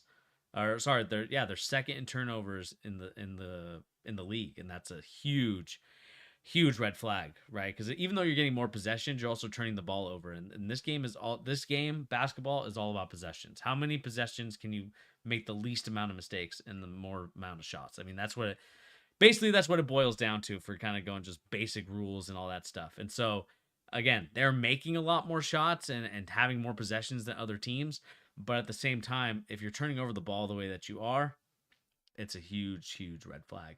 And they're also not taking advantage of Dante DiVincenzo. This guy is shooting 41% right now for them, and his true shooting right now is about almost 60%. And so that to me is kind of the big concern, is that they're not taking advantage of some of their X factor players that they have. Yeah, man, I don't know. If there's any team in the league that I would basically just cross off the regular season and just who cares, it's them. They're the only team that's like that really for me. Like the regular season is almost inconsequential to what they can be. I don't know, man. Their only thing for them, their biggest thing is the young dudes have just really not been anything for them, like a non-factor for the most part. Kuminga's been really solid for certain stretches, but it's very, very finicky with him. I don't know. This isn't really like a normal Warriors team, even in the seasons where they've been bad. Like they were, the third worst team 2 seasons ago when Steph was out the whole season. Even that season didn't feel quite as weird as this one. So I don't know. Yeah. Let's move on to the Phoenix Suns, next team. Let's get it. This is a weird one too, Bernie. Yeah. Highest ceiling, but kind of the least. What are we gonna expect with these guys? Yeah, I mean, this is a team again defensively. I feel like is their big issue. I feel like, well, actually, not really. Actually, no, this team is okay. Kind of looking at the stats and trying to remember some of their games off the top of my head is probably not the best way and approach to do it. But I think for them, it's clearly been the injuries, and really, I think Chris Paul having a huge decline has kind of been their issue, and so I think that's the reason why they brought in Durant this year. This year Chris Paul, missed a lot of games, only played 43 so far, and also is shooting about 42%, and that is not the Chris Paul that you need out there on the court. And the reason why they had to trade, Mikal Bridges and bring in Kevin Durant, so they can replace that scoring that significantly dropped off for Chris Paul. Yeah, and I think that's like a clear demonstration of his age. He's not LeBron. He's a 6'1" point guard. His age is definitely catching up to him. There was that shot he had, and he had developed it. Like, I felt like the first time I really noticed that it was just absolutely unstoppable for Chris Paul was the Houston season, his first Houston season. That mid-range, pull-up that he had, where he could it's basically what Jalen Brunson on the Knicks is feeding off of right now. Yeah. But that was CP3's shot for a few seasons, and if he wanted that shot, he could get it 9 times out of 10, and he was going to absolutely swish it every time he took it. That shot is certainly not there for him anymore, and I think the biggest reason is his legs are not under him like they used to be. Yeah. It's pretty interesting to see, there's a couple point guards in the league that's happening to right at the same time. Like, him and Lowry are the best 2 examples. Yeah. They literally just don't have their shot anymore, and it's because they just have no separation from the people who are guarding them. They can't, that stop and pop little mid-range that CP3 had, he could get space on anybody to take that shot. It did not matter who it was. He was getting that shot even on Giannis in the finals occasionally. Now, you can't buy that shot anymore, and that's bad news for them.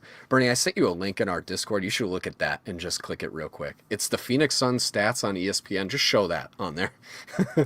It's with Devin Booker. It's just in our personal chat. It's the Phoenix Suns running stat leaders. It's just their stats as far as ESPN is concerned, but it's without D-Book for a while. It's counting players who are on a streak of playing a certain amount of games.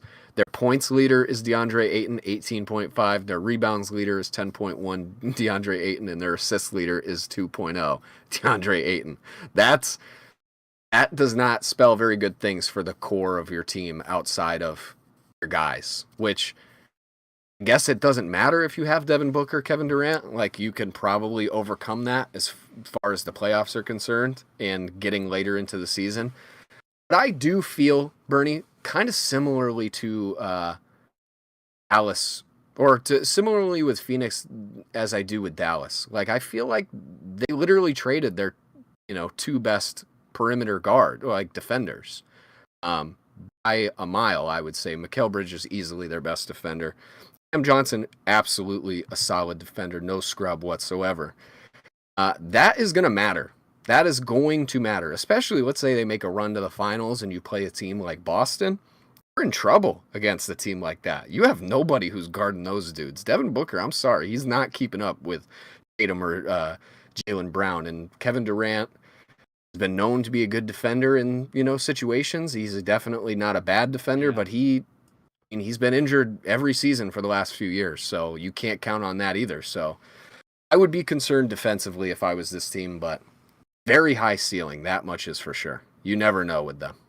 Yeah, and that's the frustrating part about Phoenix. Again, Ayton kind of being the team leader in points right now, just because Booker hasn't played really that many games. I mean, it'll be interesting to kind of figure out really quickly, especially as we move into the playoffs, how this team is going to operate together. Again, I know that Monty Williams will get this team going, get them cooking with grease, but I hope so. I'm wondering if it's a little too late, because they probably should have done this trade at the beginning of the season.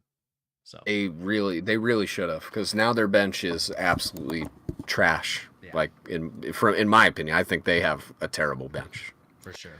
And let us know in the comment section down below, people. What do you make of these two teams, the Warriors and the Phoenix Suns? We'd love to know your opinions and comments in the comment section down below. And please remember to hit that like, share, and subscribe button if you're new to the channel. Again, all that stuff helps out us tremendously, and I hope that you guys continue subscribing and sharing this with your friends. Before we get to the next team, just a little news: Goran Dragic officially signing with the Bucks. Oh, nice pickup for the NBA's best team, yeah, in my opinion. Yeah, for sure. Definitely. Another new Grant Hill. No, definitely. Wait, who am I talking about? Not Grant Hill. Who am I talking about? George Hill. Is that his name? Yeah. Oh, dude, that guy is like just created a blank space in my brain for a second. All right, George Hill. All right, let's get it. Top three teams. Now we're on to the team that I have to eat crow about. And let's look at the stats real quick. Sean, I hope you're watching right now because we're going to be talking about your team. The Sacramento Kings. Actually, Sean has multiple teams.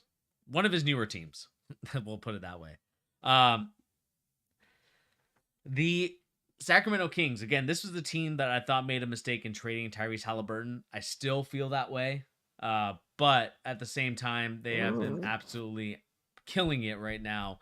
In the fact that they are third in the West right now. They're absolutely killing it. You can clearly see with the 3-point percentage, with the field goals, and really attempts at the free throw line.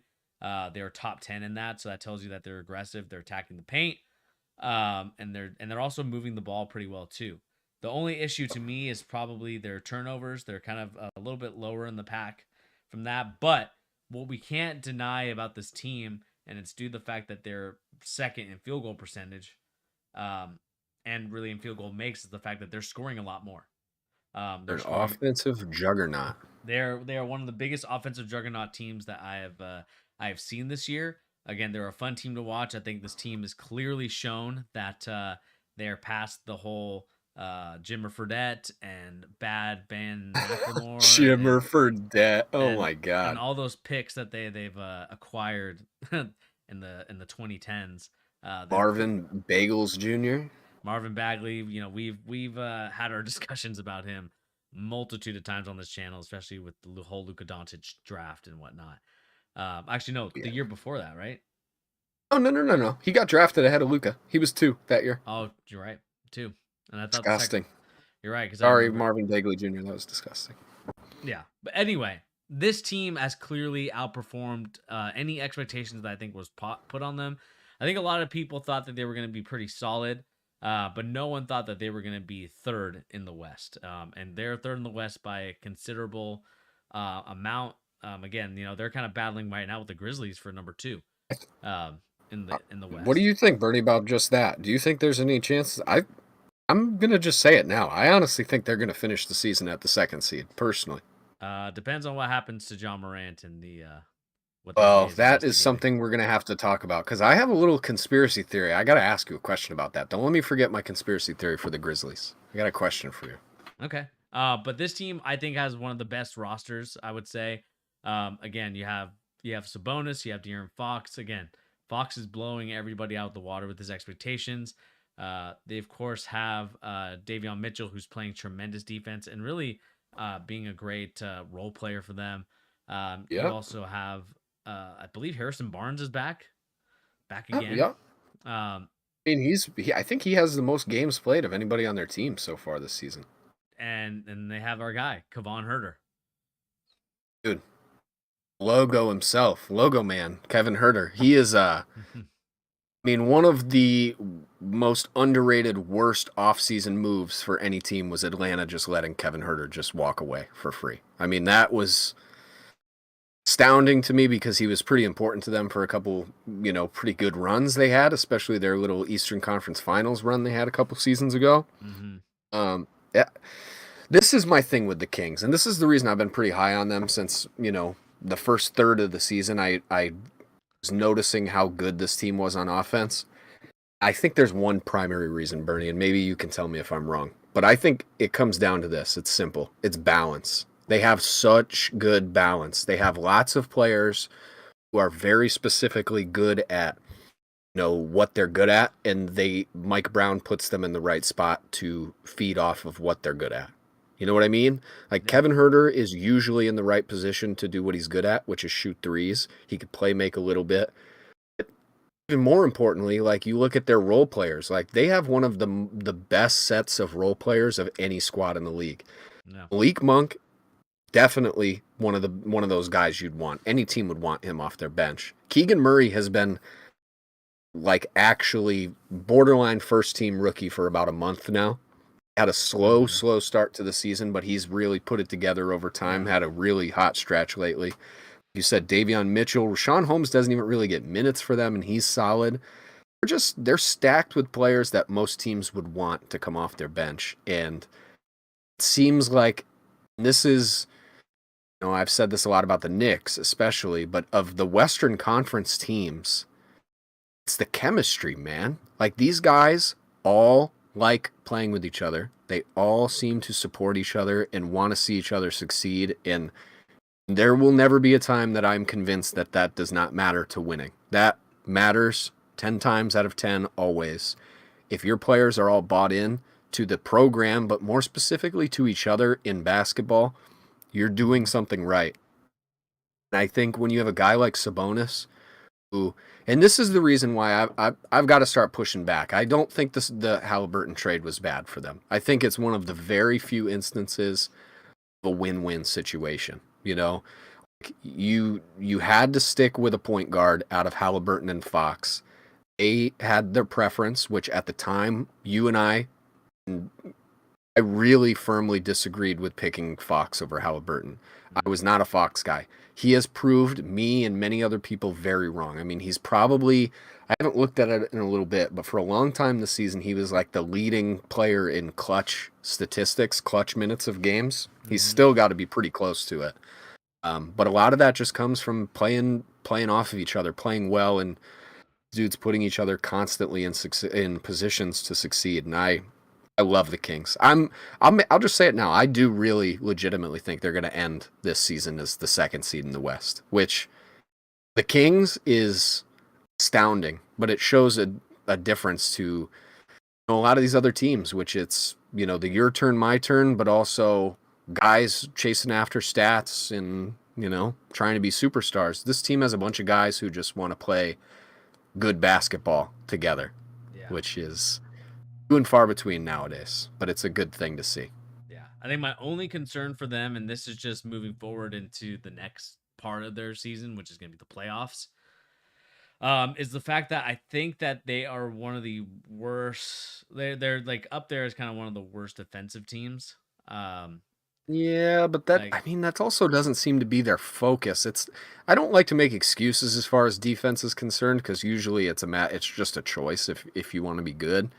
Their pace is so fast on offense that which is weird for a Mike Brown team.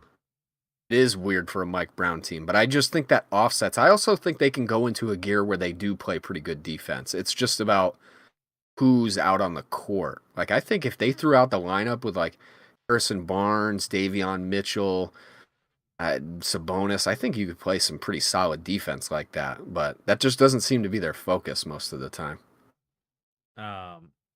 Yeah. And so I think like when you go to the playoffs, though, you're going to need to learn how to make a stop. And clearly, when you get to the playoffs, it's a definitely a different atmosphere. It's a different level of basketball. Again, not trying to be like, oh, well, they're not very good, but I think that they will definitely learn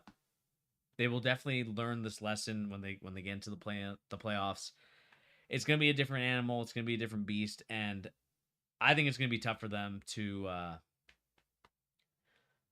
get some stops. Again, I think that they'll be super good offensively. Like, they're going to score. They're going to do a lot of great things on the offense. It's just, to me, when you get to playoff time, when you are making those runs, but you can't make those stops, it's going to be hard, because then you're playing with fine margins. Sure. Like, okay, now you really can't make a mistake on the offensive end, because, again, they're 18th in turnovers, which is not bad. But it's also one of those things, too, where, one of those turnovers could lead to them losing a game.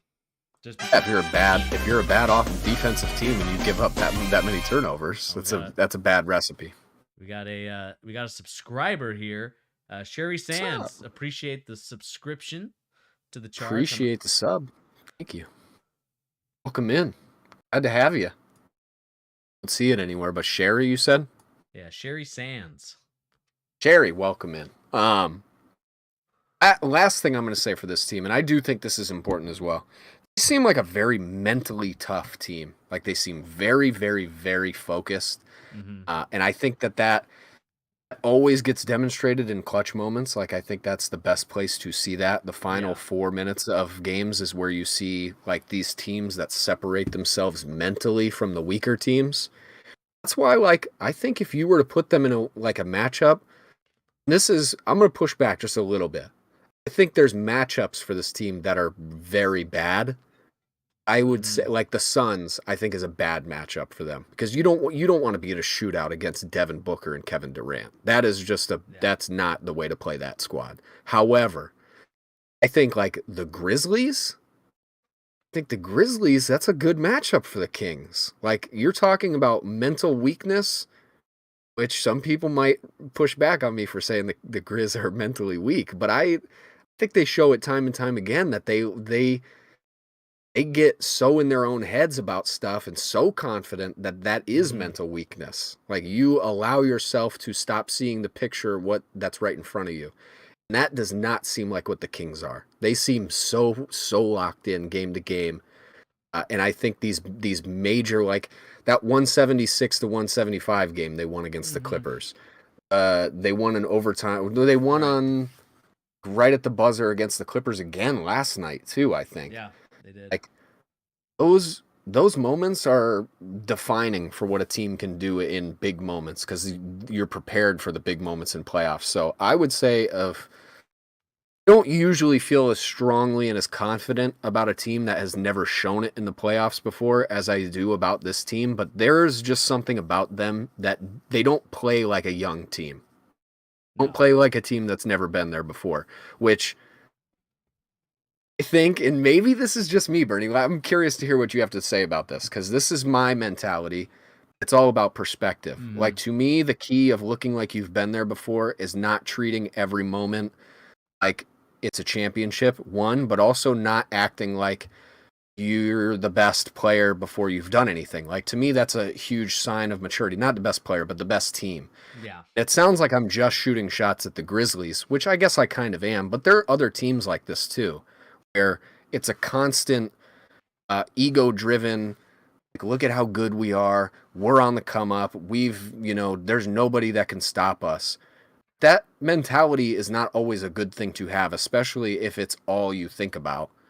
I think we've seen that with the Grizzlies a lot this season, just to keep using them as an example. Not the Kings, though. I think that matters for something. Yeah. How do you feel about that, Bernie? Is that like, what do you look at as like this is a sign of, I don't know how to phrase it, like acting like you've been there before, or that mental strength in terms of staying in the right frame of mind? Like, what do you look at for that? I think the biggest thing for me is like how neutral these guys stay. Like there's never too much of a high or a low. That's it. They seem to kind of just be in this like, and again, this is just me stealing some stuff from our coaching. We actually had a mental conditioning coach come in and help our athletes.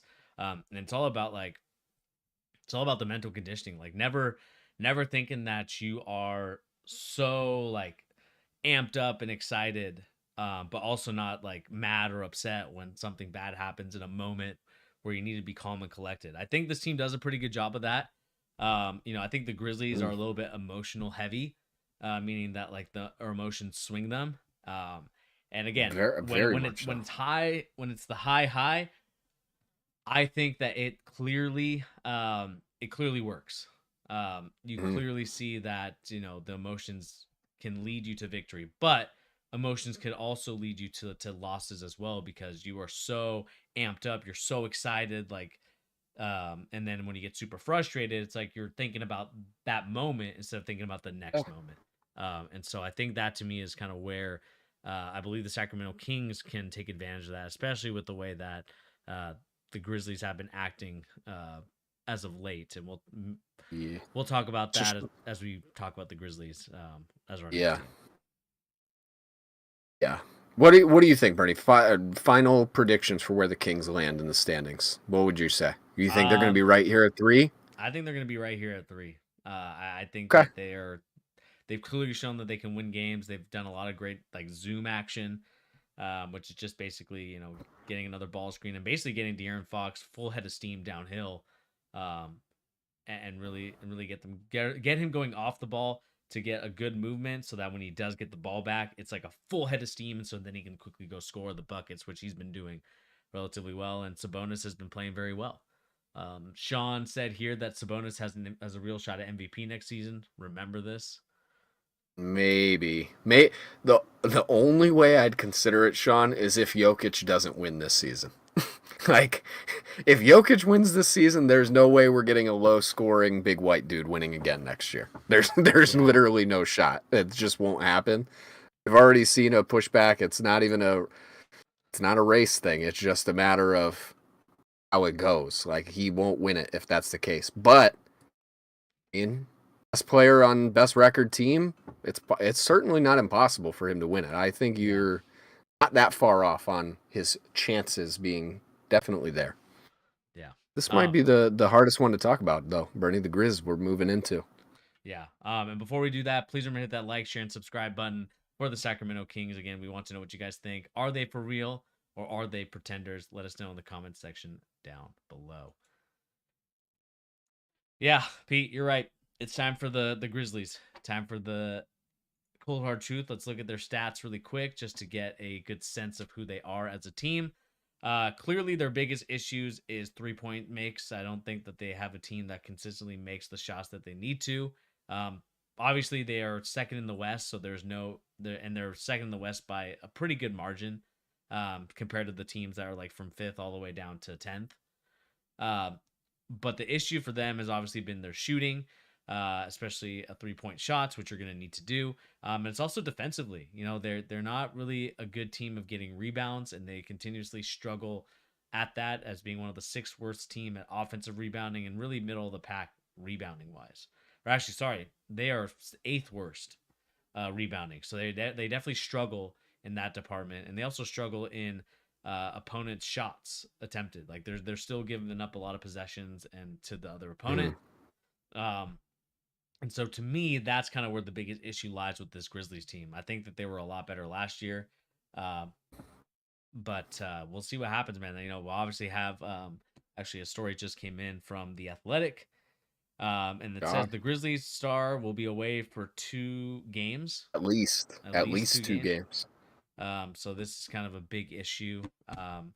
Obviously a huge issue for them as he is, a really good scoring guard, really good player in this league. But man, it is just cringy to watch him on Instagram Live do what he did, and really watching him act the way he's been acting this season.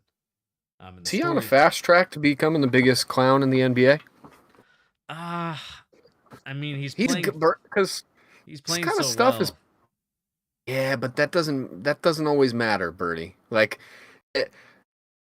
because here it is.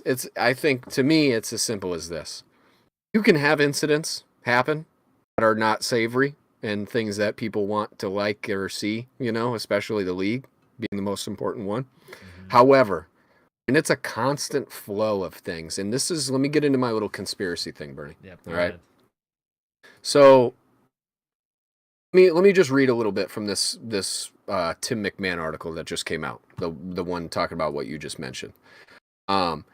Says that Ja Morant will not play in at least the next 2 games after an Instagram Live video in which he displayed a gun while at a nightclub early Saturday morning prompted an investigation from the NBA.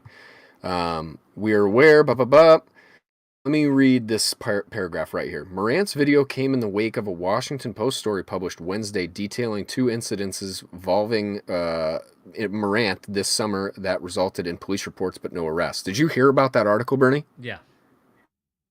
Okay. Did you look at Hoops Hype or Real GM or any of our sites that us hoop heads are looking at on Wednesday? Mm-hmm. You on there? Do you see that articles popped up about that article and then disappeared pretty quickly from those sites? Yeah. Is that weird to you too? That was very strange to me. That doesn't usually happen. Even with bad things coming out about a player, I felt like those articles disappeared very, very quickly, Bernie.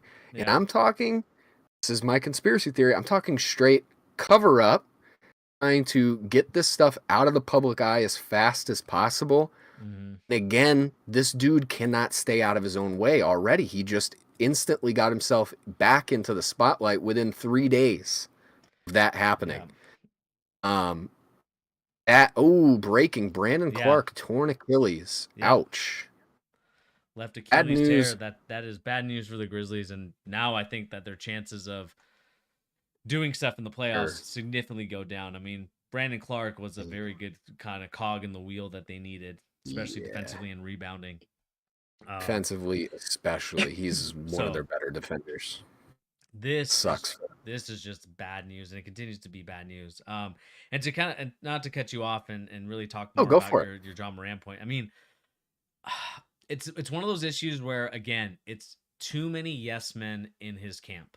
Too many 100%. Too many people telling him, not really pushing back at like his behaviors, never pushing back at what he's doing, and is always just like, yeah, you're doing great, you're doing awesome, like everything.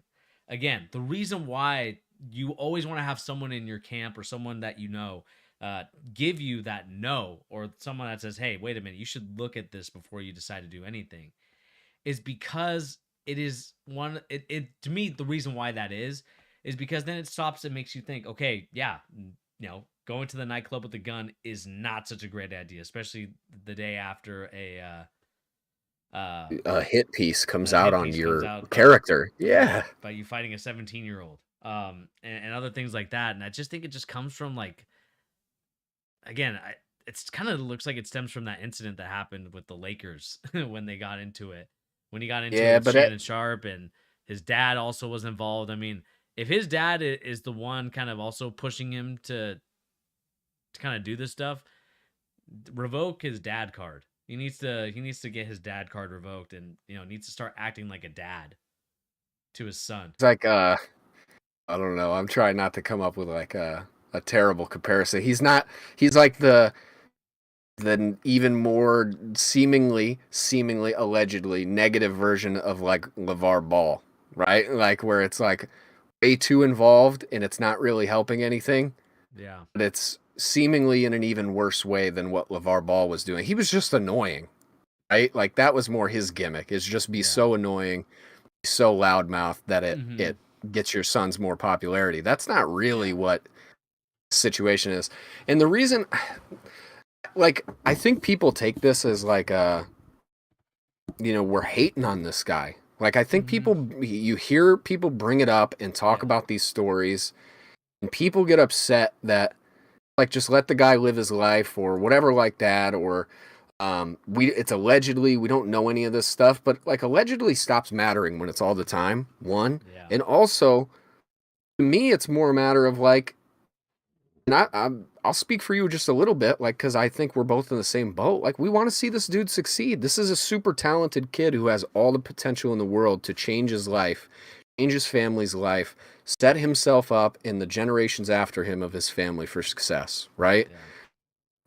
Like, you don't want to see anybody throw that stuff away for such a stupid reason to just be like an aggressive, gun-toting dude who's out there trying to be a tough guy, right? Yeah. He's probably a super tough dude. He probably kicked the hell out of me. That's not what I'm saying. It's not a toughness competition. Like you said, it ends up becoming that, one, a toughness competition. How tough are you? How real are you? How about it are you? Then it's also a matter of, do you have anybody in your camp around you that pushes back? Not even just saying no, but just gives you a different opinion. Like, to me, that's one of the things that I think, and I'm not going to get on my old guy high horse about younger generations, because I'm still young and I don't know anything. However, one of the things I notice the most about people nowadays is people surround themselves with people who have the same opinions on things that they do. That doesn't lead you to growth, in any way, shape, or form. And I think it gets especially dangerous when you're at this level of superstar and everyone tells you yes, and everyone tells you how awesome you are, and everyone pretends like you're the coolest, most perfect person there is, you really can slide down that rabbit hole of becoming a bad person very, very quickly. And I don't know anything about this stuff. Josh situation, I don't know. I wasn't there for any of this stuff, but it doesn't just come out of nowhere, Bernie. Like the laser beam after the one game. Who was that? What was that? The team they played where the got into it on the court, and then there was the laser beam on the other team and by their buses. Remember what I'm talking about? It was only a month or so ago. Can't I don't remember what team they that faced was, maybe. but yeah, maybe. But like it's stuff like that, man. Like how are you going to jeopardize not only your own life and your own career, but your team in the position you guys were all in? Like this is no, it seems like a very unfortunate situation where this could spiral out of control for all of them very, very quickly. And I hope that's not the case, man, because talented bunch, but the situation with Ja now out at least 2 games. And, going back to my conspiracy theory just for a second here, Bernie, right? This is maybe even more confirmation that maybe it wasn't a conspiracy theory. Maybe I was just onto something before this came out. It seemed very much like the NBA was trying to hide this stuff before it came out. It just got to be too much, and now this happened. You do have to wonder, like, there's somebody, some group of people, something that is really tired of him acting this way, tired of the nonsense. Because, I mean, we've seen it time and time again in the American system with these sports stars. Like, you can get away with a lot of stuff before it catches up to you. Yeah. And not right now for John the Grizzlies. Like it seems like every way you look, there's another big moment happening for them, not in the right way. Yeah, exactly. And again, like going back to just the Grizzlies in general, and Sean, we did talk about that breaking news with Brandon Clark torn Achilles. We kind of said that it really damages and really dampens their, chances of winning the championship or even going to the conference finals because again, he was such a key asset.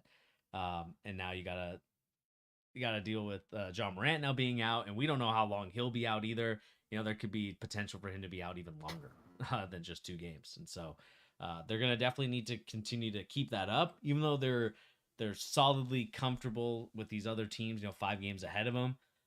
This is definitely not the time to be losing your superstars to stuff that really is in the player's control. And so, again, it is frustrating to see. Again, we'll see what happens to John Morant and the Grizzlies moving forward. Let us know in the comment section down below what do you guys make of the breaking news that just happened. Again, this is very, very serious stuff coming out. Obviously, John Morant being suspended makes it very serious. And we'll find out in the near future what that means for the Grizzlies moving forward. And let us know in the comment section down below what do you guys make of the Memphis Grizzlies themselves. Was the Pacers, by the way. Oh, it's the Pacers. Yeah, that makes sense. Let us move on to the final team, and this will kind of be the final topic, just because I need to head out relatively soon. The Denver Nuggets, everyone's most hated team. Because of one player. Polarizing team, very polarizing. Very polarizing, right, and Kendrick Perkins said what he said. I don't necessarily agree with what he said either. You got to talk about it. I think we're capping if we don't talk about it. It's too important not to discuss like such a crazy statement to make in a public forum. Yeah. And quickly, just before we do talk about that, again, the Grizzlies, again, they make a lot of their shots. They're not taking a lot of shots. But again, number one in field goal percentage. I mean, the more shots you make, obviously, the more games you're gonna win. Another clear thing as well is that they are a great assist team. I mean, I think that stems from Jokic and just the ball movement and the offense that Malone sets up for these guys. And defensively, I think that they are one of the better teams as well. Not fouling a lot, getting a lot of rebounds and rebounding and really doing a good job of making sure that the other team doesn't get opportunities to do that. And so that kind of clearly goes to show that they are doing a good job in that sense. They are 5th in scoring, which is good for them, and they are also 11th in opponent scoring. So I think it's a good recipe for a team that could definitely make a huge run in this playoffs. Their offensive rating is definitely at 2, defensive rating at 11, net rating just in general is as a 3rd, and then of course assists per game is at 2nd. So I think they have the team and the recipe for a good run at the playoffs. I think they definitely could do a lot of great things out there. But let's kind of go to that polarizing statement that Kendrick Perkins made. And let me see if I can pull it up while you talk about it. Essentially what Kendrick Perkins was talking about was basically saying that what did he say here?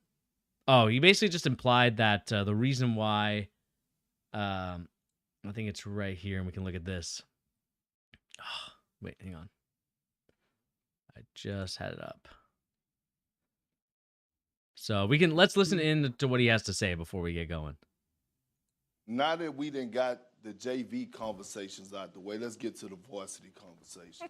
First of all, to Jokic, a hit dog will holler, okay? And to JJ Redick, if we're going to slap box, at least allow me to be on TV to throw my jabs and throw my uppercuts back at you as well. So when it comes down to stat padding all across the league, JJ of all people should know that this goes on in the locker room.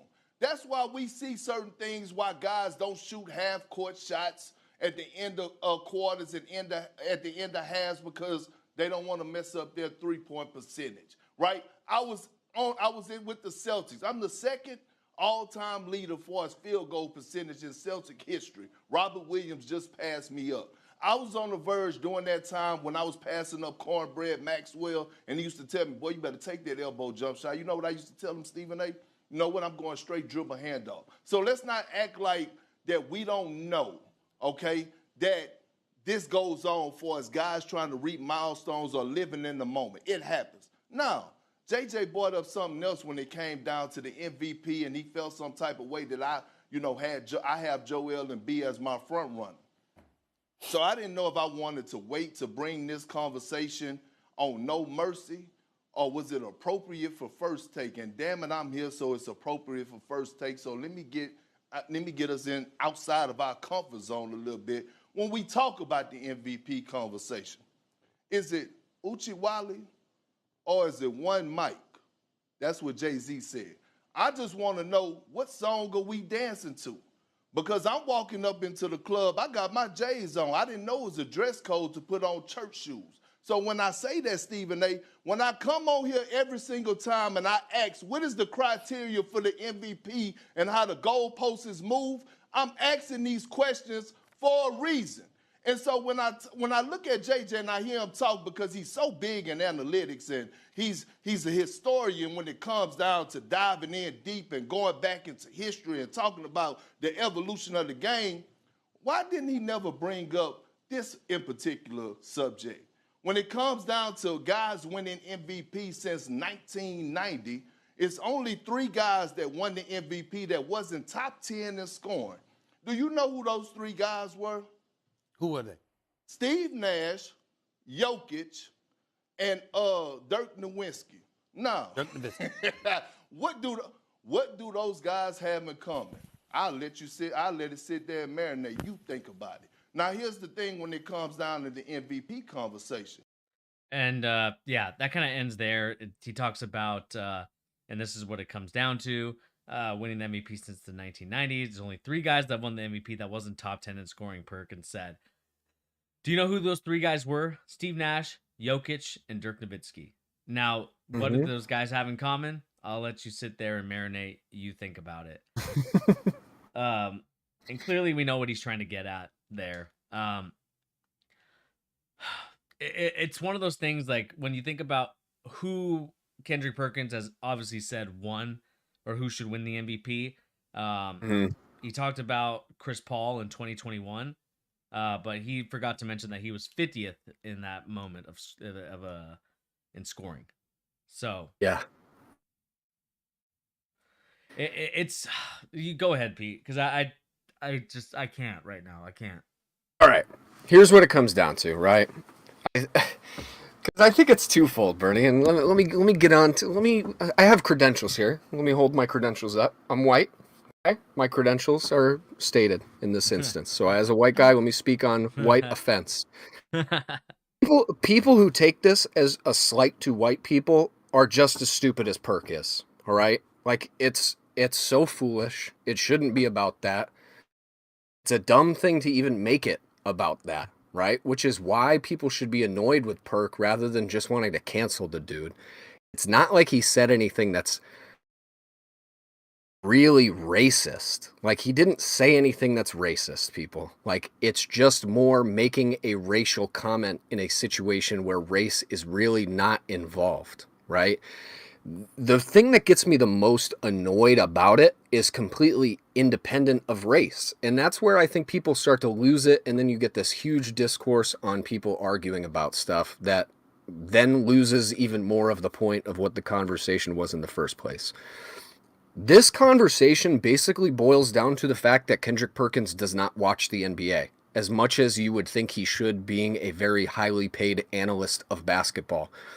Regardless if Jokic is white or not, which, and before I get down that the path I was taking, I just need to clarify, like, I don't know, like, are all white people the same? Like, I don't get it, because nobody would be coming to, like, if, how do I phrase this? If Jokic had said something in reverse, there'd be a lot of people who'd be like, well, he's not an American white guy, he's not really the same kind of white as we are. Right? Because it would be, it's all about moving the goalposts whichever way suits your agenda as far as arguing this kind of stuff is concerned. So I have to always point that out at the beginning, because in this situation, you have the offended whites who are just going to ingratiate Jokic into their culture instantly because he's been slighted and he looks kind of like them, which is really stupid, right? But you also have people like Perkins who are going to make it about that when it doesn't need to be about that. Back to where I was going. What this says about Perkins is much more about his lack of basketball understanding than it is about race relations. Like, if that's what he wants to make it about. Because whether or not you like Jokic, whether or not it's about him being white, regardless, he is certainly one of the 3 best players in the NBA. I honestly don't think you watch basketball if you don't think that. Especially if you just think he's, like, overrated. I'm sorry, you don't watch basketball. Like, he is unstoppable on offense. Look at what the people around him say, his peers who are the best players in the world. You have these dudes. I mean, I saw recently Paul George was on JJ Redick's podcast, and he talked about the Clippers going against the Nuggets in the playoffs and just the games they play. And he said it as simply as you could. He is unstoppable as far as game planning is concerned because he can adjust to any situation. I think one of the funniest parts about this whole situation, Bernie, is just how indifferent Jokic is to the whole thing. Like, that even more so cements why I like Jokic. He is only about hooping. This dude just wants to play basketball, make his team better, and be good. He's not stat chasing.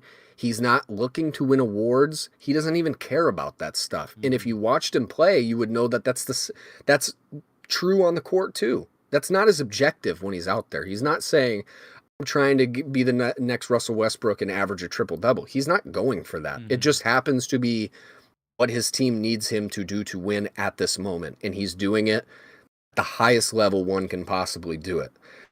I just think it gets so frustrating when you have these people, these analysts, make basketball about more than it needs to be because of their lack of understanding of the thing they're supposed to be talking about. No? Like, just because you don't watch basketball that much, Kendrick Perkins, and you don't understand why Jokic is one of the best players in the league, regardless if he averages 30 points or not, I don't know, man. I guess it's as simple as this, Bernie. Let me say my last thing, and then I want to hear what you have to say. When it comes down to it, this is the end result of what sports media has become. You have all of these people who are entirely unqualified, whatever qualified means as far as giving your opinion on sports is, which is still also an undefined thing. But I would argue that everybody knows that Kendrick Perkins is not a very good basketball analyst. Would you agree with that, Bernie? I don't think there's anybody who takes him all that seriously. Do you? Well, I think he's it's just like what I find annoying about just analysts in general. It's just because again, it's a lot of games to watch, man. You can't watch all games of every team, especially with the way that these guys have their schedule, right? Because you have to fly everywhere. You also want to have time to relax and do things. So like you obviously have other people kind of feeding you some information as well. So man, I just think the most annoying part about this whole thing is the fact that I think that they're still upset about that 2005, 2006 MVP award. Steve Nash. Steve Nash. I think that still irks people to this day, and I think it's the reason why they bring it up all the time. I think it's the reason why people love to continuously bash Steve Nash in that sense and say like, oh, he was never top 10 in scoring and stuff like that. It's just ridiculous. And that's kind of the frustrating part about it. Like it really does irk me a lot because again, it's one of those things that I just think you just need to learn to get over it. Like, do I think that Jokic should have won last season? It was debatable. I think that there was definitely a very big toss up between him and Embiid, but I think Embiid got hurt at the end. I think that's what happened and why he won. Yeah, they struggled right at the end. I mean, one way or the other, it's not like it was a rig job or anything. Like it wasn't like he stole the award. He's certainly in the top 3, regardless what you think of Jokic. That's kind of my point with this one too. I don't even think he's the MVP right now. Like that's the craziest part about it is it ends up in. I guess now that you've talked for a second, you helped me phrase it in my head the best. Stuff like this completely loses the point of why we're all fans of basketball. Like, it loses the point of basketball in general. Like, it is about winning games, being a very good player on a very good team, right? And being the most important part of a good team in the NBA is basically what the MVP award means, right? There's a lot of people who think it is not that. There's people who think it's who scores the most, who's the biggest star in the league for whatever season, who has the most stats generally speaking, right? And then there's some people who go the other way where it's literally all about wins. I would argue that that's why Steve Nash won in 2006. I think that Suns team was the one that was like 67-15 or something like that. And I mean, Kobe was the best player in the NBA that season, but I do think they were like 3 games over 500 in 2006. Yeah. So if you're taking that into consideration, there's a very evident reason why Steve Nash was the winner over Kobe that year. Whether you agree with it or not, it's not like he just got it for no reason based on the color of his skin. That's just a foolish point to make, which shows how little understanding of the sport that you're trying to commentate on you actually have. That I think, I don't know, man, that like, I'm going to sound like a cornball, but that almost kind of hurts my feelings as far as being like a really diehard basketball fan. I think it hurts to see people take what is beautiful about basketball, and it's the teammates and camaraderie and the fact that you are a part of something bigger when you play on a basketball team. And they just bastardize it into something that it's not, which is a competition to get the most stats, and who wins the most awards has the most, respect and everything like that. When it comes down to it, none of that stuff matters as long as you're conducting yourself properly, hitting within your team, and winning games. Nobody cares about that stuff. And I think the most unfortunate part about all of this, Bernie, is that we don't have somebody like Kobe around to tell these guys to just shut up about it. I think Kobe would have been one of the first people to get up there and say, what are you guys even talking about? We didn't win that season. Yeah. Like, maybe I should have won, but we didn't win. Who cares? I didn't win anything. I don't want the award. But you have these people fighting battles for people who don't need them fighting battles for them. So I don't know, man. It's nuts because Bernie, what do you think about this? Do you think this had anything to do with maybe our long-standing discussions about the hatred of European basketball players, because I think it has as much to do with that as anything. Because it wasn't so much let's get down on Jokic to then build up another player who's actually playing better, as in Giannis, right? In my opinion, that's who I would vote for if I had a vote. It wasn't even that. He didn't even bring up that wasn't even the point. He was just saying it's because he's white, right? Like, it seems so strange to not have any substantive anything to go with just a whack take. But also, this is an indictment of what ESPN has become. It's the hot take network. They probably had their best ratings in a month because of that. They probably loved it. Yeah. Whether or not they're going to punish him publicly or not isn't even the point. They'll probably give him a raise behind closed doors because he got their ratings back up coming into the playoffs.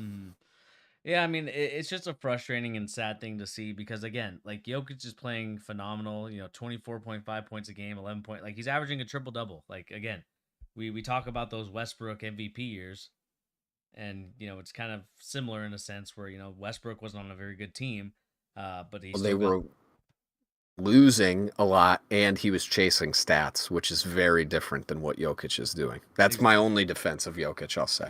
Yeah. And so to me, like, yeah, maybe I don't think that Jokic is the guy currently, but it also doesn't deter the fact that he's been balling out and been going crazy. Again, like, I just think the frustrating thing to really look at, especially when it comes to the MVP awards, that's very subjective, right? To some people, like, having the stats is the most important thing that you need to win the award. To other people, it's, hey, what's the record like? How is your team doing with the stats that you're putting up? And that is what kind of frustrates me the crap out of it, is that, I feel like Jokic has the stats and has his team in first place, so he does definitely deserve some MVP recognition. Yeah. And so the fact that we can't see that, like, yeah, to some people he may be leading the race, but to other people maybe he's like second or third. And I just think that it's just ESPN and Kendrick Perkins, and like you said, it's trying to draw up ratings, trying to make drama out of nothing, and really cause a commotion, just cause a scene for no reason other than to boost their ratings and to get ESPN in the limelight again. Because, again, most of the time all they have on their networks is sports. We don't really know about their TV personality as much anymore compared to what it was years ago. I would argue it's more, I mean, maybe right now. I don't even really watch ESPN. The more of the color commentators, but I mean, it's just kind of like getting people to click on the video and watch the whole thing, right? Yeah. And then that sends advertisers to you, right? Advertisers see, like, oh, there's a lot of traffic going to this video. Perfect. That means that people are loving this content. We're just going to keep putting our ads in there, and that's how ESPN continues to get rich and continues to build the money that they're accumulating. But I think at the end of the day, like, going back to the Denver Nuggets, number 1 seed, they definitely deserve it. They've been playing the best basketball, and I think that it'll definitely be a fun one to watch if they get to the conference final, because they're probably the most relatively healthy team so far in this whole top 4, top 5. They've also been by far the most consistent out of this bunch too. It's just been well-oiled machine pretty much since day one, and that's even with like Jamal Murray getting himself going as the season's gone on and stuff like that. Like, it's just, I don't know, man. Like, here, I gotta go on one more couple things with Jokic too. Like, I just feel bad for him in the sense that, like, he doesn't even really want this award. He doesn't care about it. Everybody wants to politicize what the award stands for and what it means, but then they lose sight of all the things he does great for basketball. This dude plays almost every night. He plays almost every night. He doesn't complain to referees, really. He doesn't really do anything that's, the hot button issues that we talk about with all these other guys that people don't like. We forget that when we talk about him, because it's convenient in the sense that we don't want him to win this award, right? Just think that the award stuff is just so out of hand nowadays. Like, people think that these individual awards define everything about what basketball is and about what the season means. And that is one of the most discouraging things I've seen in all of basketball in recent memory is the individualification of the whole thing. Like, I just don't get why that's even that much of a talking point. Who cares who wins the MVP award? We're in the middle of one of the most competitive, best seasons of this sport we've literally ever had. And that's seemingly all these guys can talk about on these shows is who's going to win the MVP award. Who cares? Who cares? I bet most of them couldn't even tell you the last 10 in a row. And they make it seem like it's a life or death discussion of who wins it. I don't know, man. I guess let me boil it down to one last point, Bernie. I just want people to care about basketball for the sake of basketball again, and not the TikTok clips or the highlight plays that define like who's popular and who's not. I don't want that to be everything everybody cares about. I think you see like is there any player, this is a random question, Bernie, to get off on a tangent on, but have you seen any players on social media that you feel like have a very different legacy as far as what social media would make you think about what the player was than what they actually were? Let me give you an example just to help you with what I'm saying. I think you would imagine Vince Carter was one of the 10 greatest players of all time based on how people talk about him in the clips you see on TikTok, YouTube shorts and stuff like that. Do you know what I mean now? Like the way he's shown in the light of the bite-sized internet entertainment era we're in is very different than what actually happened. Does that feel, do you have any players you can think of that are like that you've noticed? It's really off topic, but it's not that dissimilar. I mean, Jokic doesn't jump off the screen if you just watch little highlight 10-second videos of him. I mean, the passes are wild, but he barely dunk, so it's not like he throws down crazy highlight dunks or anything. I can't really think of any. I mean, I probably have to think that question a little bit more. And really think about it. Well, I'll bring it up again next week. I think that's something I've been very curious about lately. Like Vince Carter, I mean, he's the one that really always jumped. Like, I just can't help but imagine these kids think he's like literally one of the greatest players ever to play basketball. He's really solid. Don't get me wrong. I mean, Vince Carter literally was never anywhere near the best player on a championship contending team, though. That never happened. Nuts. All right, that's a side tangent. Yeah, the Perkins stuff, it's ridiculous. Nuggets, I think they're the best team in the West, personally. I think I predicted they were going to be the best team in the West. Not that that matters, but it all comes down to consistency. Jokic doesn't get hurt. He plays very consistent level of team-involved basketball. And I think one of the things that sticks out the most with this team, and especially one of the reasons I think, like, going to who should win more awards, like, if anybody who has to complain, it's LeBron should have won more awards in the 2010s. And it's because of a very similar reason to Jokic winning these, and it's he makes everybody on his team better by proxy of being on the court with him.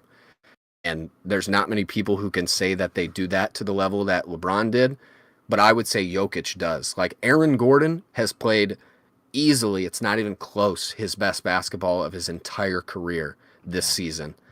And just the last two with Jokic. It's not even close. He's a different dude than he was in Orlando. And all of that comes down to having a guy like Jokic out on the court. Like, go look at like Bones Highland. He hasn't gotten a ton of minutes with the Clippers so far. Even just look at him. It sounded like he drove the Nuggets absolutely crazy, wanting more. Got his chance to go do more, and now look at what his stats are with not having Jokic giving him the ball like in these perfect spots to score. Not as good. Not as good. Yeah, exactly. And let us know in the comment section down below, people, what do you guys make of really what Kendrick Perkins said, and also what how the Nuggets' chances are this season? Do you think that they're a team that can go far in the playoffs, or do you think that they're a one and done team in the future? Again, let us know in the comment section down below. We'd love to know what you guys think. And that's gonna do it here for us here on The Charge, everybody. Again, we want to thank you for tuning in. Actually, man, we didn't really get to talk about it, which is a little bit sad. AB Bronson. No, we didn't talk about your Knicks. Oh, A lot. hey, let me just throw some confidence out in the air. I honestly don't expect anything to change by the time we stream again next, so we can talk about it next time. Yeah. Just really quick, I just want to praise them and eat a little bit of crow. They definitely have improved a lot. They've been on this. Well, how many games have they won so far? Game winning streak, second time this season, first time they've done that since 1972. Yeah, so they're definitely on a historic path right now. Randall has been playing absolutely bonkers this season. Seems to kind of get back to that all-star Randall. But he's better than he was in his All NBA season 2 years ago.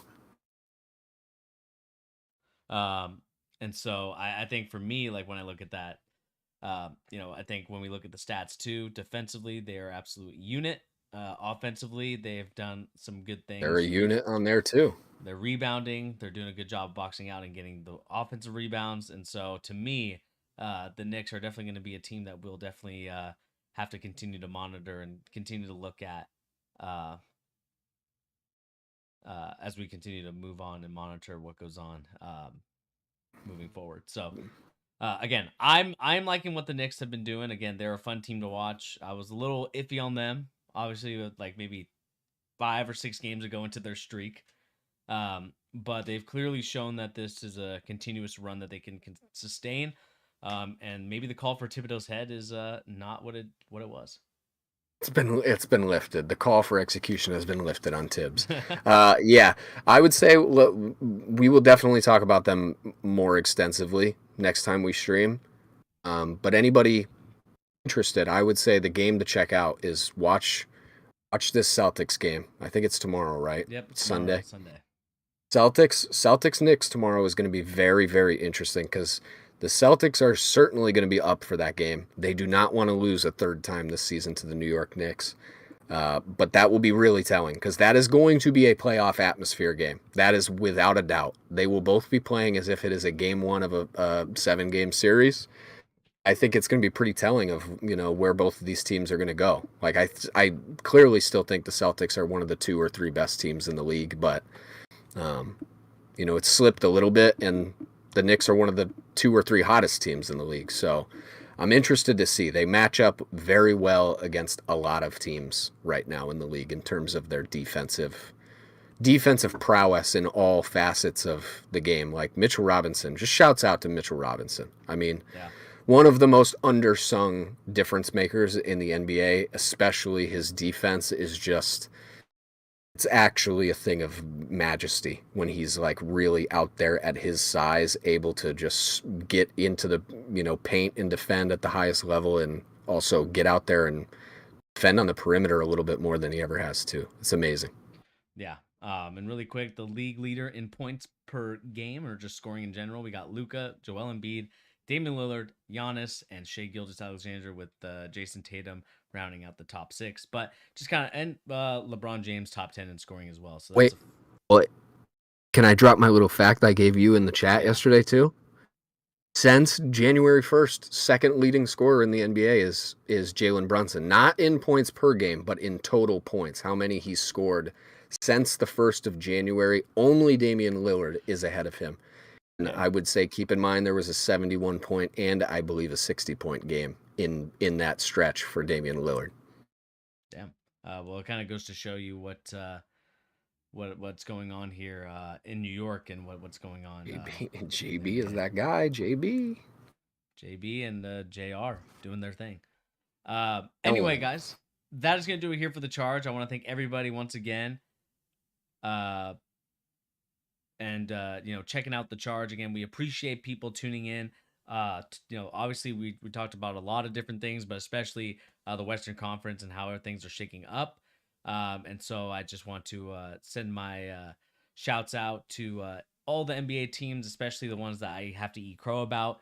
And so it's a fun thing to look at. And sometimes you're right, and sometimes you're super wrong. And today I was super wrong on 2 teams, obviously being the Kings and, of course, your New York Knicks, which we will go into a little bit more of a discussion as we are going to talk a little bit more about topics moving forward. I think the I'll probably be putting out a video relatively soon about March Madness.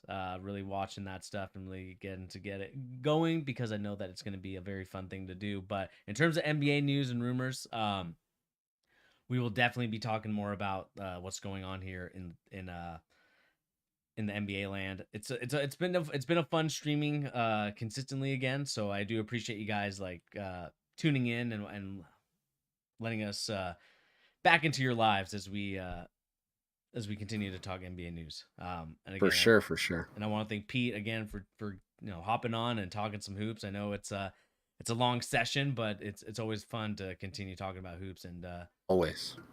We'll probably go another few hours, but we don't have time for it, unfortunately. Can't wait. This summer, expect lots of good streams this summer. We got lots of stuff planned for you guys. Yeah. So those of you new, thank you for coming in. Keep coming back, checking it out. Those of you who've been with us for a while, thank you guys as well. We appreciate it, always. Yep. And again, remember to hit that like, share, and subscribe button, and we'll catch everybody on the next episode of The Charge. Anyway, guys, like I said, my name is Bernie. This has been Pete. Peace out, everybody. Peace out, guys.